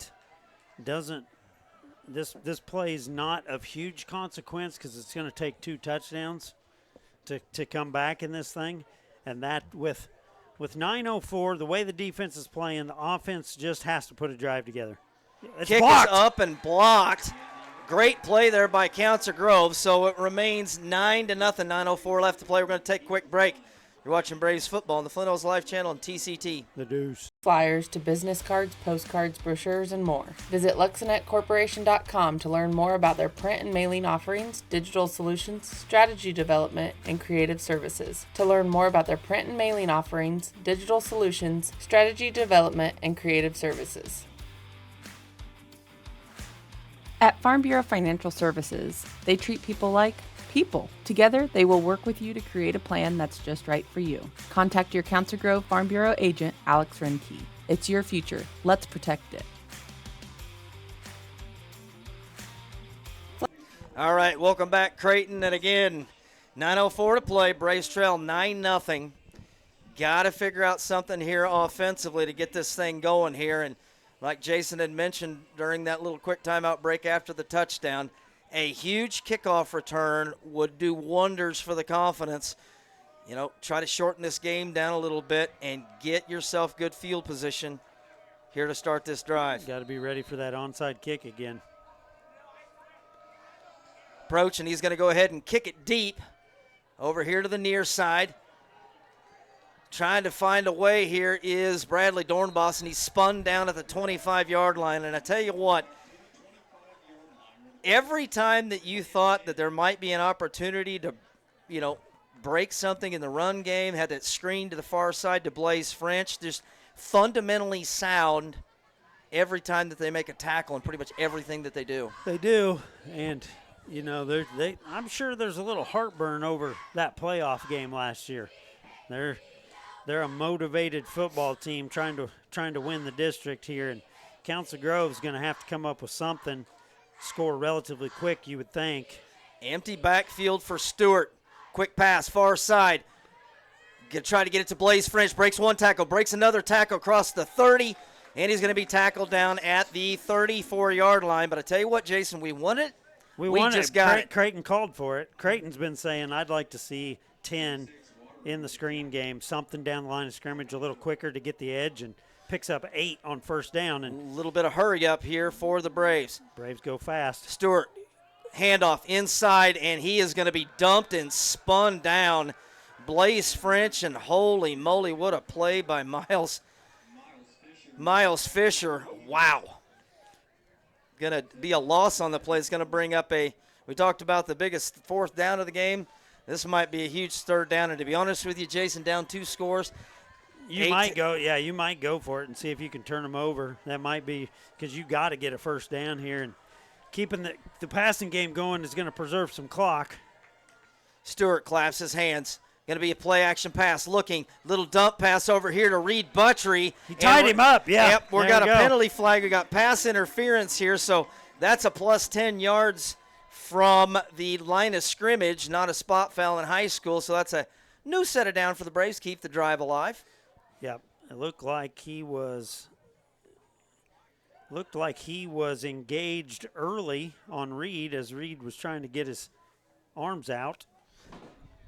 They're talking. What did he see? Pass interference. What? Okay, they called pass interference on Reed Buttrey. That's interesting. It's a mystery to me. I thought Reed was more trying to get to the ball. And the crazy thing is the back judge that was set up shop at the Silver Lake side of the 40 threw that 40 yards away from the play and couldn't quite see that anyway. Yeah, well, the guy standing next to it didn't throw anything. Yep. All right, here we go. Stewart, 5-step drop, looking, going to go deep. He's got a man, and it is incomplete. Had his wide receiver, Blaze French, open, just a little bit too much mustard on it. Now you're faced with a 4th down and call it 18. And looks like Coach Reddick's going to bring out the punt team. So a huge flag call, or a huge play, completely changed that drive. We thought maybe we were going to get a little love in get a little offense or defensive pass interference, and we end up getting a pass interference on the offensive side of things, which doesn't happen too much in high school football.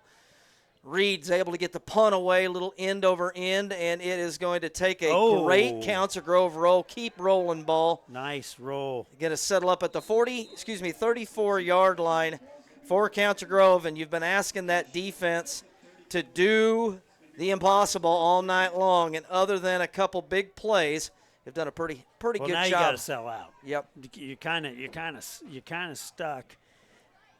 They know that as well. You kind of got to sell out and get in that backfield and cause a little bit of chaos because you really need to turn them over. And the only way that's going to happen, maybe a strip sack, something in the running game. They're going to try to run clock here up 9-0. I would assume we're going to see a heavy dose of number 8. Handoff right, handoff left, and seeing if they can milk as much clock as possible. Handoff left side to Mulholland, though. Mulholland decides to get the carry here. He picks up about 2 or 3. He's going to bring up 2nd down, and I would assume 40-second play clock in high school. They're going to use every second of that here on these next couple plays. You gotta get them in 3rd and long here. A huge stop on 2nd down here would be huge. Yeah, both teams got 3 timeouts. Braves can start. They can preserve some of this clock at some point, but you'd like to get this thing back or make them punt here. Save those timeouts for later in the game. Kruger, handoff left side to Mulholland, tries to get to the edge and does a little bit. He's able to stumble forward inbounds. It's going to pick up about 3.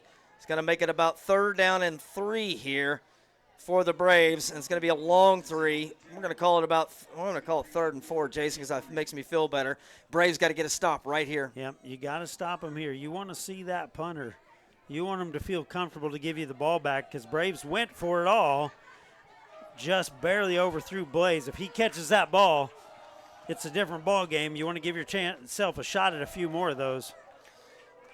Twins far side, Twins near side. Will Silver Lake try to throw it? Yes, they will. Pass over there, far side. Quick out, and it is caught by number 11, their go-to guy, their senior, Dane Johnson, a new set of downs. Yep, can't give him much room. Going to have to sell out all over the field here. And a pretty smart play there by number 11. Just settle into that open spot, sit down, catch the ball, and get down inbounds to keep that clock running. Play clock down to 15, and the game clock already under 6. Twins to the far side, Twins here to the near side. Mulholland is your running back, shifts over to the right side. Kruger, handoff inside. Mulholland, and he's driving and pushing himself forward, but he's only able to pick up about 2. Going to bring up 2nd down and 8 for the Eagles. Clock is just chewing. Just want to keep that clock moving.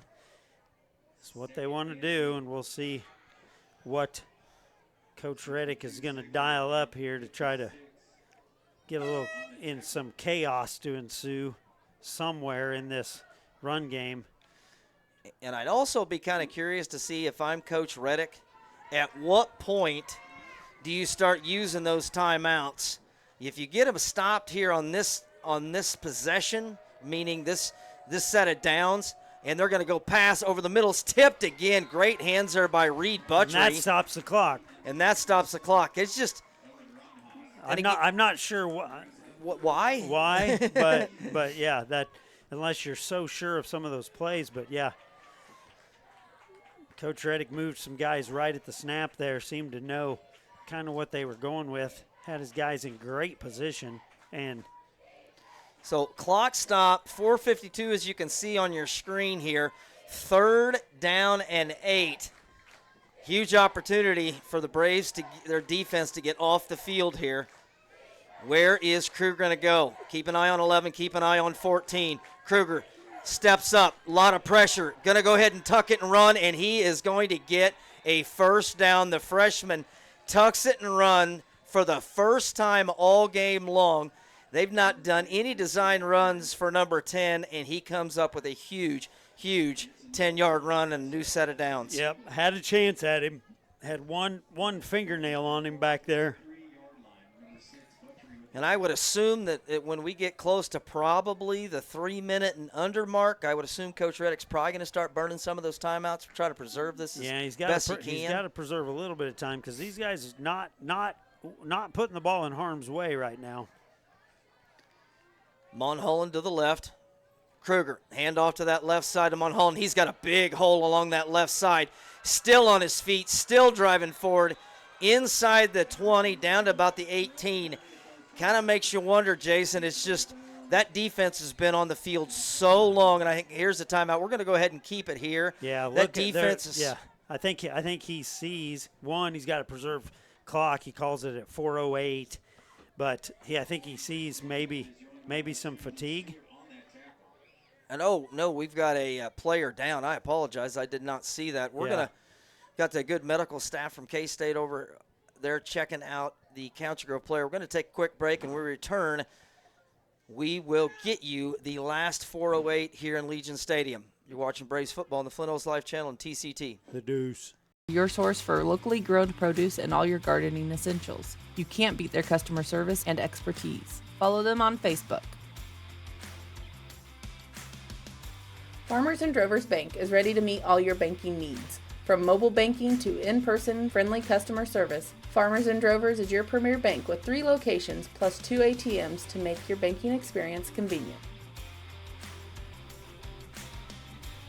Moonlight Trucking wants to assist you with all of your automotive needs. They can get you back on the road. They operate in big truck repair as well as car, pickups, and ag equipment. Give Oscar a call at 620-767-5499 and he'll be ready to help you. They are open from 8 to 5 Monday through Friday, ready to serve Council Grove and all the surrounding areas. Always watching and rooting for our Braves.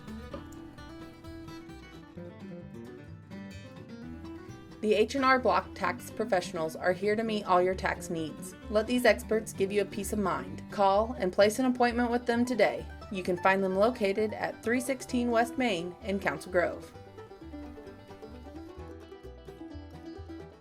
The Council Grove Republican, founded in 1872, provides community and focused articles Monday. I mean, he jogged off. Yep.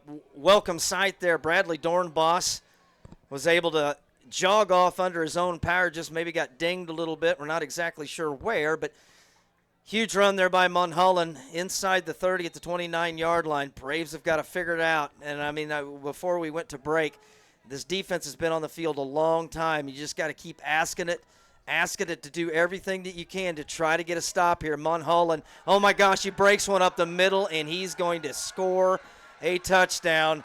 So the Braves, again, you got to give credit to Silver Lake's front five, their offensive linemen.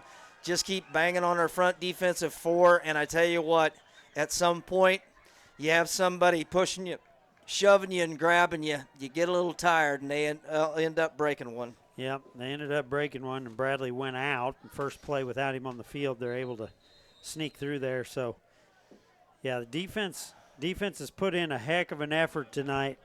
Not able to solve the riddle on the offensive side of the ball. Had a couple chances, but, man, you got to think here, 3:53, if they line up to kick this extra point, you're still in a two-possession ball game. Yep. You're in a two-possession game, 16-16. You bring your offense back out, you literally have to score very quickly. I mean, literally within minute and a half. You've got 3 timeouts because otherwise you've got to get the ball twice, and you've got to go score, which we haven't done all night, against this very disciplined Silver Lake team. So odds are starting to get long, but not impossible. Yeah, and what's crazy about that, you were already in a two-possession game anyway. Yeah, you really You hate to give up the touchdown, but yeah, you don't want to give up the touchdown, but you can't let them just milk that clock either. oh, they're going to go for 2, Jason, to make it a 3-possession game here. Inside handoff far side, and it's Mulholland, and he walks into the end zone for the 2-point conversion. And with that 2-point conversion, 8 plus 8, 16, Jason. Good decision there by Silver Lake calling that timeout and going for 2. Yep. We're going to take a quick break here. You're watching Braves football on the Flint Hills Life Channel and TCT. The Deuce. At Becura Family Automotive, we've got you covered. Whether it's an oil change, a tire alignment, or engine repairs, with years of experience, the team knows how to keep you safely on the road. And if you are ever in need of a tow, just give them a call, 620-767-6947. Alcogen is a global leader in developing and providing high-performance specialty materials designed to positively impact the environment. If you're looking for an inspiring and exciting career as part of a team who is passionate about its mission, work, customer... All right, welcome back, Braves fans. 17-0 here with 3:53 left to play here. And again, tall order, tall task. You got 3 timeouts left. And again, it's very, very uphill. But I tell you what, just confidence-wise, just to give yourself some feel-good situation here, I would love for them to put together a drive, find the end zone here on senior night, and just give yourself a little bit of confidence heading into the playoffs for next week. Set back deep for your Council Grove Braves here. Need to get a good return. Little squibber. Somebody catch it clean there. Picked up by Easton Stows across the 30. Still on his feet. Still on his feet. Just hold on to the ball, young man. He's able to get across the 35 to about the 36-yard line. Freshman's a little shifty. Yeah, picks his way past the 35, and yeah, like you say, you'd like to get some confidence here. You'd like to maybe run some stuff and see if you can break somebody. And near hash, 36-yard line. Osage City has won the game, we believe. 27-8. Yeah, 27-8 over Riley County at Osage tonight. 5-step drop for Stewart, looking far side, and it's going to be caught to Mason Samuels along that far side. And I tell you what, we've been wanting that all night long and finally got hooked up between the two juniors, Stewart to Samuels. Yep. something quick, something in that 5 to 7 yards on that. It's almost unstoppable against everybody to hit Mason. Little hurry-up offense here. Grady's looking to the sideline, say, what play you want me to run here, Coach? Empty backfield for Stewart. 3-step drop again. Look over the middle, and it is caught by Reed Buttrey. Breaks a tackle, breaks another tackle across the 40 down to the 39-yard line. Braves got a little something going. It's a couple quick passes on the junior crew here. Got some serious cushion out there on that play from Silver Lake. Trips here to the near side. Stewart, 5-step drop. Steps up into the pocket. He's got a lot of running room. Jason out in front of him. 35-20. And he's going to get tackled down, but not before he gets inside the 20 to the 19. So 3 plays, and all of a sudden we're inside the red zone. Holy mackerel. You got 3 timeouts. I mean, you start to think about onside kicks and Brimmer's leg. All right, empty backfield again for Stewart. And he is going to be dumped and dropped. And I don't think that was a blitz. That was just 3 guys that won their one-on-one matchup. And just as soon as you get something positive going, poor Luke Stewart is going to lose 11 yards and make it 2nd and about 23 here. Got to go quick. Yep, clock is running. Empty backfield again for Stewart. Twins here to the near side. Reed Buttrey's going to stay in the backfield to kind of help Chip. Looks like Silver Lake is not going to bring pressure. Here's going to drop 7. Stewart rolls out here to the near side. Looking. Go ahead and dump it off and tried to get it over the middle to David McDiffett, but great coverage downfield, and Stewart's running for his life here in the backfield. Yeah, got the clock stopped. Braves getting him out there in the pattern, seeing what they can find. His first read was covered up, and he had to spin out of that thing. We'll see. I'd just like to get a touchdown. Yep, just anything that you could do to try to put that thing in the end zone to help your confidence, so then you could use that onside kick just for a little excitement, see what could happen. 2:20 on the clock. 3rd down and a long ways. They're calling it 22 on the scoreboard. Empty backfield for Stewart. You don't need all of this back. You'd like to try to get part of it. Stewart looking, collapsing pocket pass is going to be caught. Great catch there by Mason Samuels. Clock winding here at the 20-yard line. They need about the 8-yard line. 4th down and 12 incoming. And if I'm Coach Reddick, do you call a timeout here to get the play that you want? I don't know. Yep. I think he's going to, and you got to call out a lot of time leaking off the clock there. And Silver Lake helped us out. They called timeout. We still got all 3 hours left. We're going to take a quick break. Council Grove, when we return, is going to come up with a 4th and ball game here, 4th and 12 when we return. We're watching Braves football on the Flint Hills Live channel on TCT. The Deuce. And safe electrical power to its members has never been stronger. As a cooperative, the safety and welfare of the members is always the #1 priority. The Flint Hills Rural Electric Cooperative is proud to support its Braves athletes. Go Braves! Located in downtown Council Grove, Grove Gardens has a wonderful selection of gardening tools, beautiful plants, and fresh produce. They are your source for locally grown produce and all your gardening essentials. You can't beat their customer service and expertise. Follow them on Facebook. Farmers and Drovers Bank is ready to meet all your banking. Thank you, sir. Almost had a hot mic, Jason. Almost. All right, here we go. 4th down and 12. 1:55 left to play. Ironically enough, Council Grove with 3 of their timeouts left. Empty backfield for Stewart. Bunch formation to his left. Looking, pass over the middle is caught. Caught over there on the far side. Is that Grady Kepley? It was Kepley. Grady Kepley. It's a first down. Good enough for a first down, and now Kepley's a little bit slow to get up. That's a timeout. And Grady is grabbing at that left knee and not moving, and that does not look good. And we're going to take a quick timeout, and hopefully when we return, he's able to get up. We're going to take a quick break. 1:45 left to play. Braves 1st and goal when we return. You're watching Braves football on the Flint Hills Live channel on TCT. The Deuce. The The Council Grove Republican, founded in 1872, provides you with community and focused articles Monday through Thursday, which are stories you can't find on social media. Subscribe today at councilgroverepublican.com for as low as 35 cents an edition.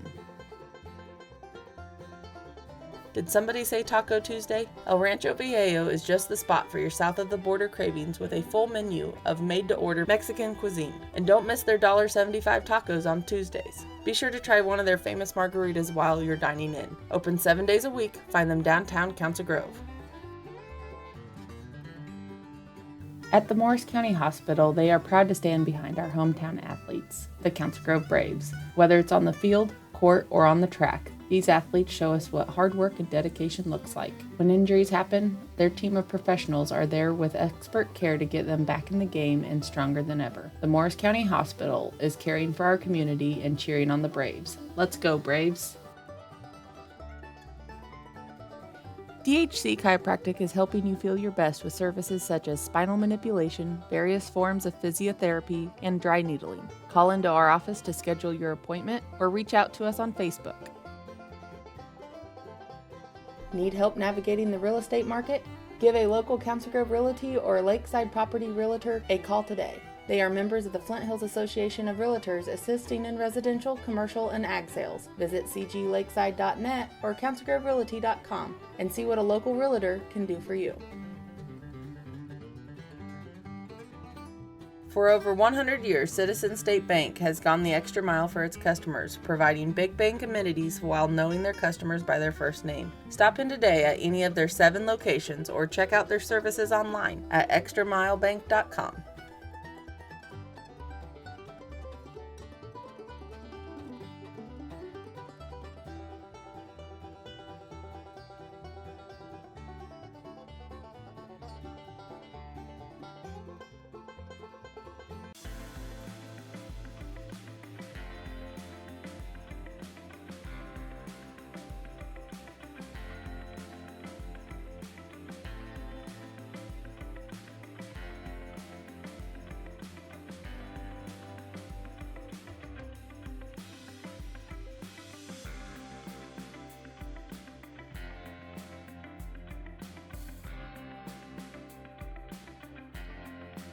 At Becura Family Automotive, we've got you covered. Whether it's an oil change, a tire alignment, or engine repairs, with years of experience, the team knows how to keep you safely on the road. And if you are ever in need of a tow, just give them a call, 620-767-6947.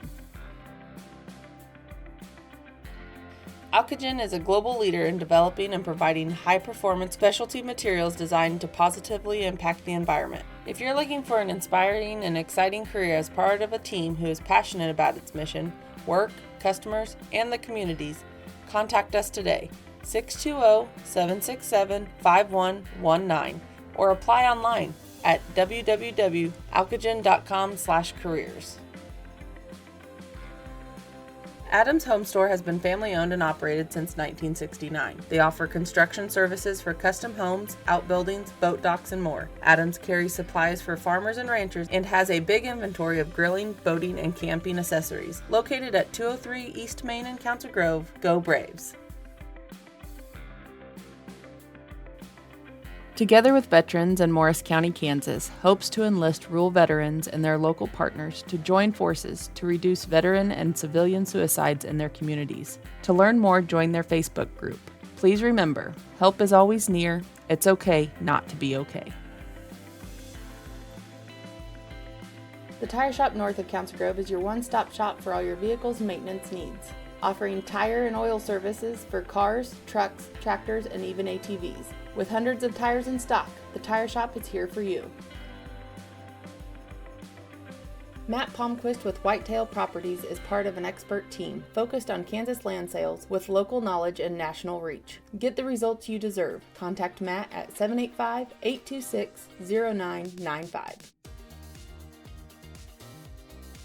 TCT has you covered for all your internet, streaming TV, and telephone needs with fast, reliable fiber broadband services. TCT is an authorized agent for Nextech Wireless with retail offices in Council Grove, Abilene, and Hillsboro. Visit tctelco.net for more information. Shortstop in Council Grove is a proud supporter of the Council Grove Braves. They provide the convenience you need and the service you deserve. With easy to pay at the pump gas and diesel and great deals inside, you can't go wrong.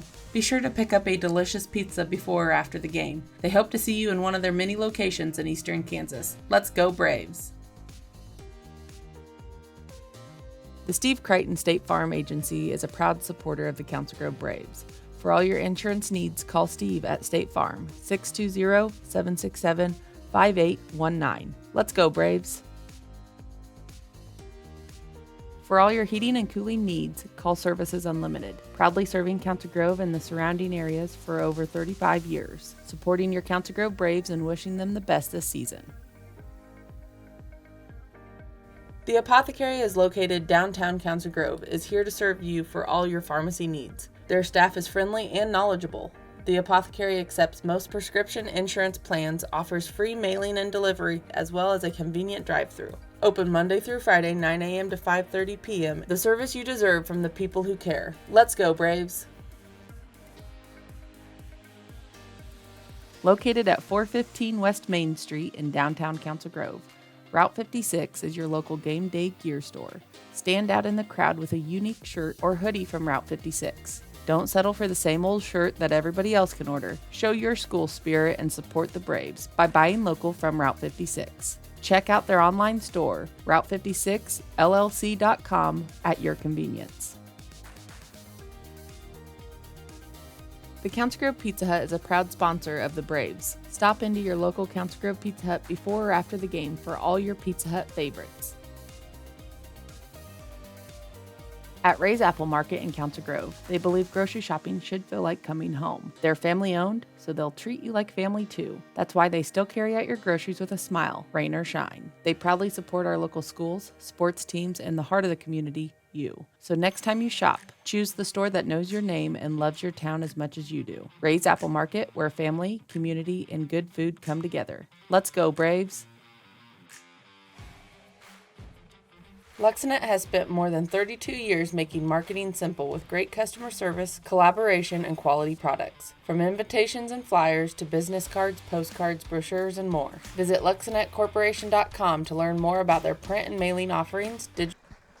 All right, welcome back, Braves fans. Not exactly what you wanted to see as any fan, player, coach, friend, family member, or whatever for any player, let alone somebody from your own team. The medical staff had to come out and put Grady on the gurney and haul him off. We're not going to speculate. He was moving, had his arms moving, gave a thumbs up as his players were high-fiving him. And nevertheless, here we go. First and goal from the Braves for the 6, and thoughts and prayers with Grady and his family. Quick drop, corner route to Mason Samuels, and he caught it. Touchdown. We got to say touchdown in tonight's game. What a throw, what a play from Luke Stewart to Mason Samuels, 1:38 left to play. And what's crazy, Jason, it's 17-6. We still got all 3 timeouts left. We got 3 timeouts. You're going to go for 2 here, I would assume.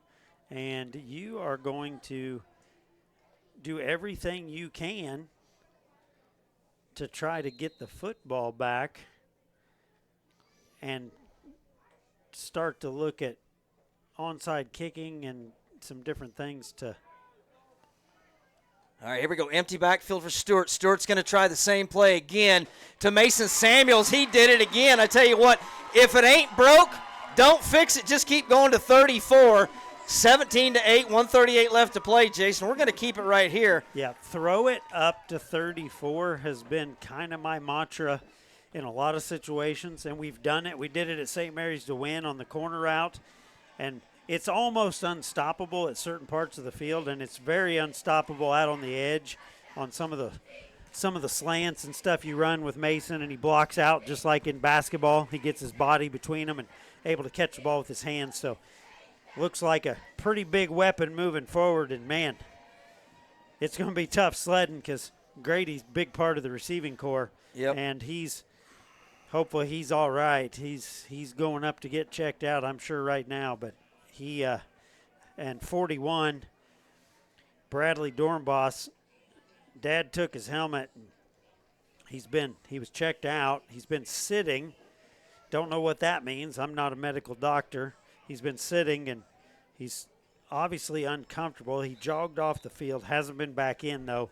They took his helmet. I don't think he's going back in tonight, but they were definitely checking the lower body. And Leo Solis came out of the game and sat down. I'm not sure if Leo's injured or they pulled him out and had him go over there, but I assume he was dinged up a little the way he came out of this game. So Braves trying to get to the locker room and get everybody patched up for next week. All right, here we go.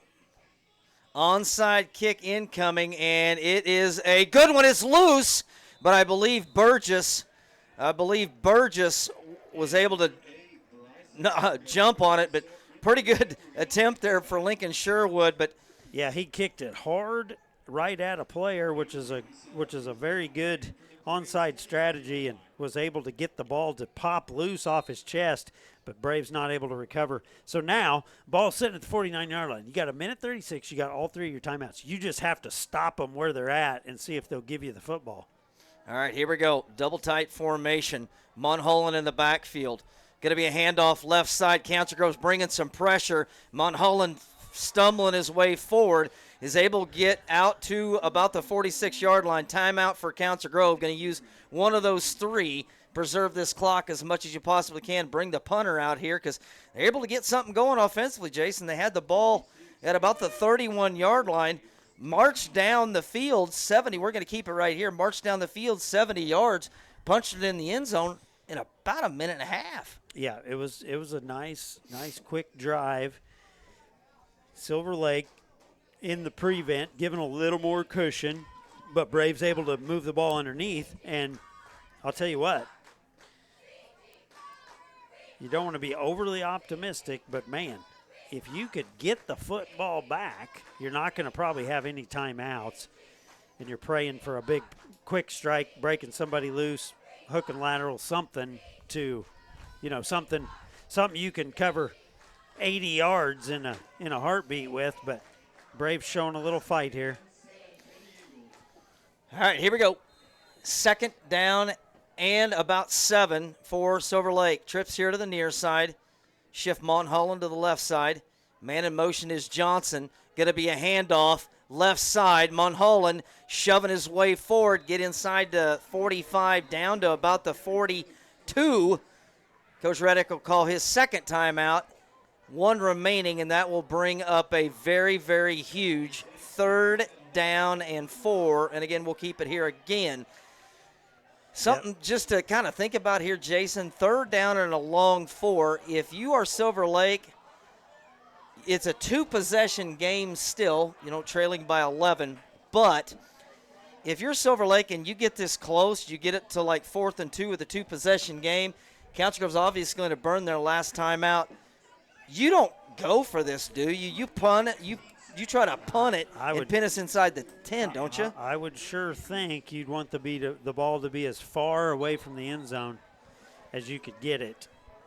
But if they do get it, if they're able to get it on a 4th down conversion, you can kill the clock. There's no timeouts. The ball game's over. All right, here we go. Big play here on 3rd down. Kruger. Handoff, left side to Monholland, bounce around to the outside, still on his feet, stumbles forward, Jason. And I believe he got it. There's a flag on the field, but if it's after the play, the 1st down already occurred, so the penalty flag won't matter. And Council Grove did call the timeout here. They put the 3rd down marker back. So if it happened during the play, you can wipe out the 1st down. But it happened to play 1st down, then mark off the penalty. Personal foul, face mask on Council Grove. So that will probably be the ball game there with 1 timeout remaining, minute 12. They can pretty much just kind of kneel it away. Braves putting up a little fight here. The end of this ball game, have suffered a few pretty severe injuries. And it's time to get ready for the playoffs. We couldn't have improved our seeding even by winning this ball game. You'd like to win this one. But Osage City hanging on. Braves were the 3 seed regardless. So All right, here we go. First down and 10, and we have another penalty flag. And they're staring right at Council Grove when they threw it. And Council Grove's jumping up and down like, what do you mean? So I don't know what that dead ball, unsportsmanlike on Council Grove. So hopefully it's not anybody's second one. Yeah, because if it's second one, then that means you're going to have to miss some time next week in the first week of the playoffs. And considering how many people that we have on the bench over here and one in an ambulance heading to the hospital, you're getting real thin here. Hopefully you'll be able to keep things cleaned up here at the end of this game. Kruger under center. He's just going to go ahead and take a knee. And is Darren going to call his last time out? He is not. So there's about 11 seconds between game clock and play clock. So Silver Lake will have to snap it one more time. And that'll do it here in Legion Stadium on senior night. We're on the wrong end on the scoreboard, but what a football game. Yeah, absolutely. It was a battle, and Silver Lake able to get control late. But, man, what a battle. We went to halftime in this game at 3-0. Yep, and about 15 seconds left on the game clock. Player's going to go ahead and head to the 50 and high-five and stuff, but the regular season is over with. Council Grove will have the 3 seed, and we'll keep you update as quickly as we can on the Flint Hills Life Channel Facebook page. We're going to take a quick break, give ourselves an opportunity to catch our breath, and we'll wrap this thing up when we return. Braves fall 17-8 to the Silver Lake Eagles. You're watching Braves football on the Flint Hills Life Channel and TCT. The Deuce. Customer service, collaboration, and quality products. From invitations and flyers to business cards, postcards, brochures, and more. Visit LuxonetCorporation.com to learn more about their print and mailing offerings, digital solutions, strategy development, and creative services. To learn more about their print and mailing offerings, digital solutions, strategy development, and creative services. At Farm Bureau Financial Services, they treat people like people. Together, they will work with you to create a plan that's just right for you. Contact your Council Grove Farm Bureau agent, Alex Renke. It's your future. Let's protect it. Flint Hills Rural Electric Cooperative legacy now spans over 84 years. Their commitment to providing reliable, affordable, and safe electrical power to its members has never been stronger. As a cooperative, the safety and Thank you. All right, welcome back, Braves fans. Your post-game wrap-up. And again, Braves fall 17-8 to the Eagles. The Eagles will be the number 1 seed out of District 1, and they are 6-2, which doesn't give them the number 1 overall seed. I did see Caney Valley was winning their game. They had one loss to a team that wasn't even the state of Kansas. So I would assume you got Nemaha Central, who was winning big over Atchison County. They'd be the 1. Silver Lake probably is going to be the number 3 or 4 overall. Council Grove probably still be the 8 and 9 at 6-2 as well. Again, it all came down to big plays, and Silver Lake made the most of their big plays, and Council Grove did not respond to their big plays. The big plays that I'm referring to offensively for Silver Lake in that first drive in the first half, the 68-yard pass play did get pushed back because of a penalty, but it did get them inside of the 25-yard line, and all of a sudden step in a kid that popped a 30-plus yard field goal to make it 3-0. In the second half, you had a 4th down and 14, and number 14, Grady Bergman, found himself a little soft pocket right around the first down marker. Kruger hit him, and then a couple plays later, they were able to get into the end zone. And Council Grove's offense just couldn't get anything going. Fast forward to another huge play. Mulholland, number 24, their sophomore running back. Huge play, running, and he was able to rip one off for the second touchdown of the second half. They went for 2, made it at 17-0. But finally, Council Grove was able to get something going in the passing game. Pass to Reed Buttrey, a couple passes to Mason Samuels, and then a huge play. And I feel so bad for the kid. Huge pass reception on 4th down to Grady Kepley, their leading receiver on the season, the junior. But he was not able to get up under his own power, had the medical staff pick him up, haul him off. We'll try to get you some updates into next week on how he's doing. And then a touchdown pass to Mason Samuels, 2-point conversion to Mason Samuels, and it made it 17-8. Silver Lake was able to, salt the game away. But I talked about big plays, a couple big plays for Silver Lake offensively. Council Grove's 2 big plays were 2 interceptions, and in both of those interception situations, Council Grove's offense didn't go forward. They went backwards, and you got to credit Silver Lake's defense because of that. But, again, didn't capitalize on the opportunities. But you know what? That part of the season's over with. Everybody is 0-0 when next Friday starts, Jason. I'm super excited for next week. Yep, we don't have a schedule yet. Sometimes the first-round games will get moved up to Thursday nights. They could be Friday night. I haven't seen the bracket since, but the Braves will go on the road somewhere next week in the first round of the playoffs, and you gotta play the hand you've been dealt here, and it's not looking pretty on the injury side for Council Grove. I mean, guys are going to have to fill in. We're going to have to prepare ourselves for whatever lays ahead with some of these injuries and who's going to get back on the field and who isn't. But, Braves put up a valiant effort and go into this game and get to halftime down 3-0. And, man, just a defensive struggle between both teams. And one team ran out of gas and one team was able to make a couple plays. And we come up on the short end of this one. But, man, you got to be excited about the playoffs here. Everybody's going to have their dauber down here a little bit with some of these injuries, but coaching staff will kind of pull this together. We'll see what we got, and we'll get ready to go on the road. All right, and I'm going to go ahead and wrap things up. And again, keep an eye on the Flint Hills Life book. Gee, Merry Christmas. Flint Hills Life book? Yeah, Flint Hills Life Channel Facebook page. There we go. Keep an eye on that as soon as we know. I would assume that once all the scores are tabulated and the math equations are done as far as point differential and everything else, I would say probably by mid-morning, noon, we should probably know where we're headed and what we're doing. But, again, something to get excited about. This Council Grove team from last year, again, graduated some heck of seniors, ended up coming in as the 4 seed out of their district and the 13 seed overall and made it to the Final Four. We're going to come in as probably the 8 or 9 seed, and look out because I tell you what, the Council Grove Braves love playing and love winning on the road. So we'll have to get that to you as soon as we can, and again, get a bunch of guys healed up. But again, Creighton, thank you very much. Jason, appreciate it as always, and we'll look forward to seeing you next week. You watch Braves football on the Flint Hills Life Channel and TCT. The Deuce.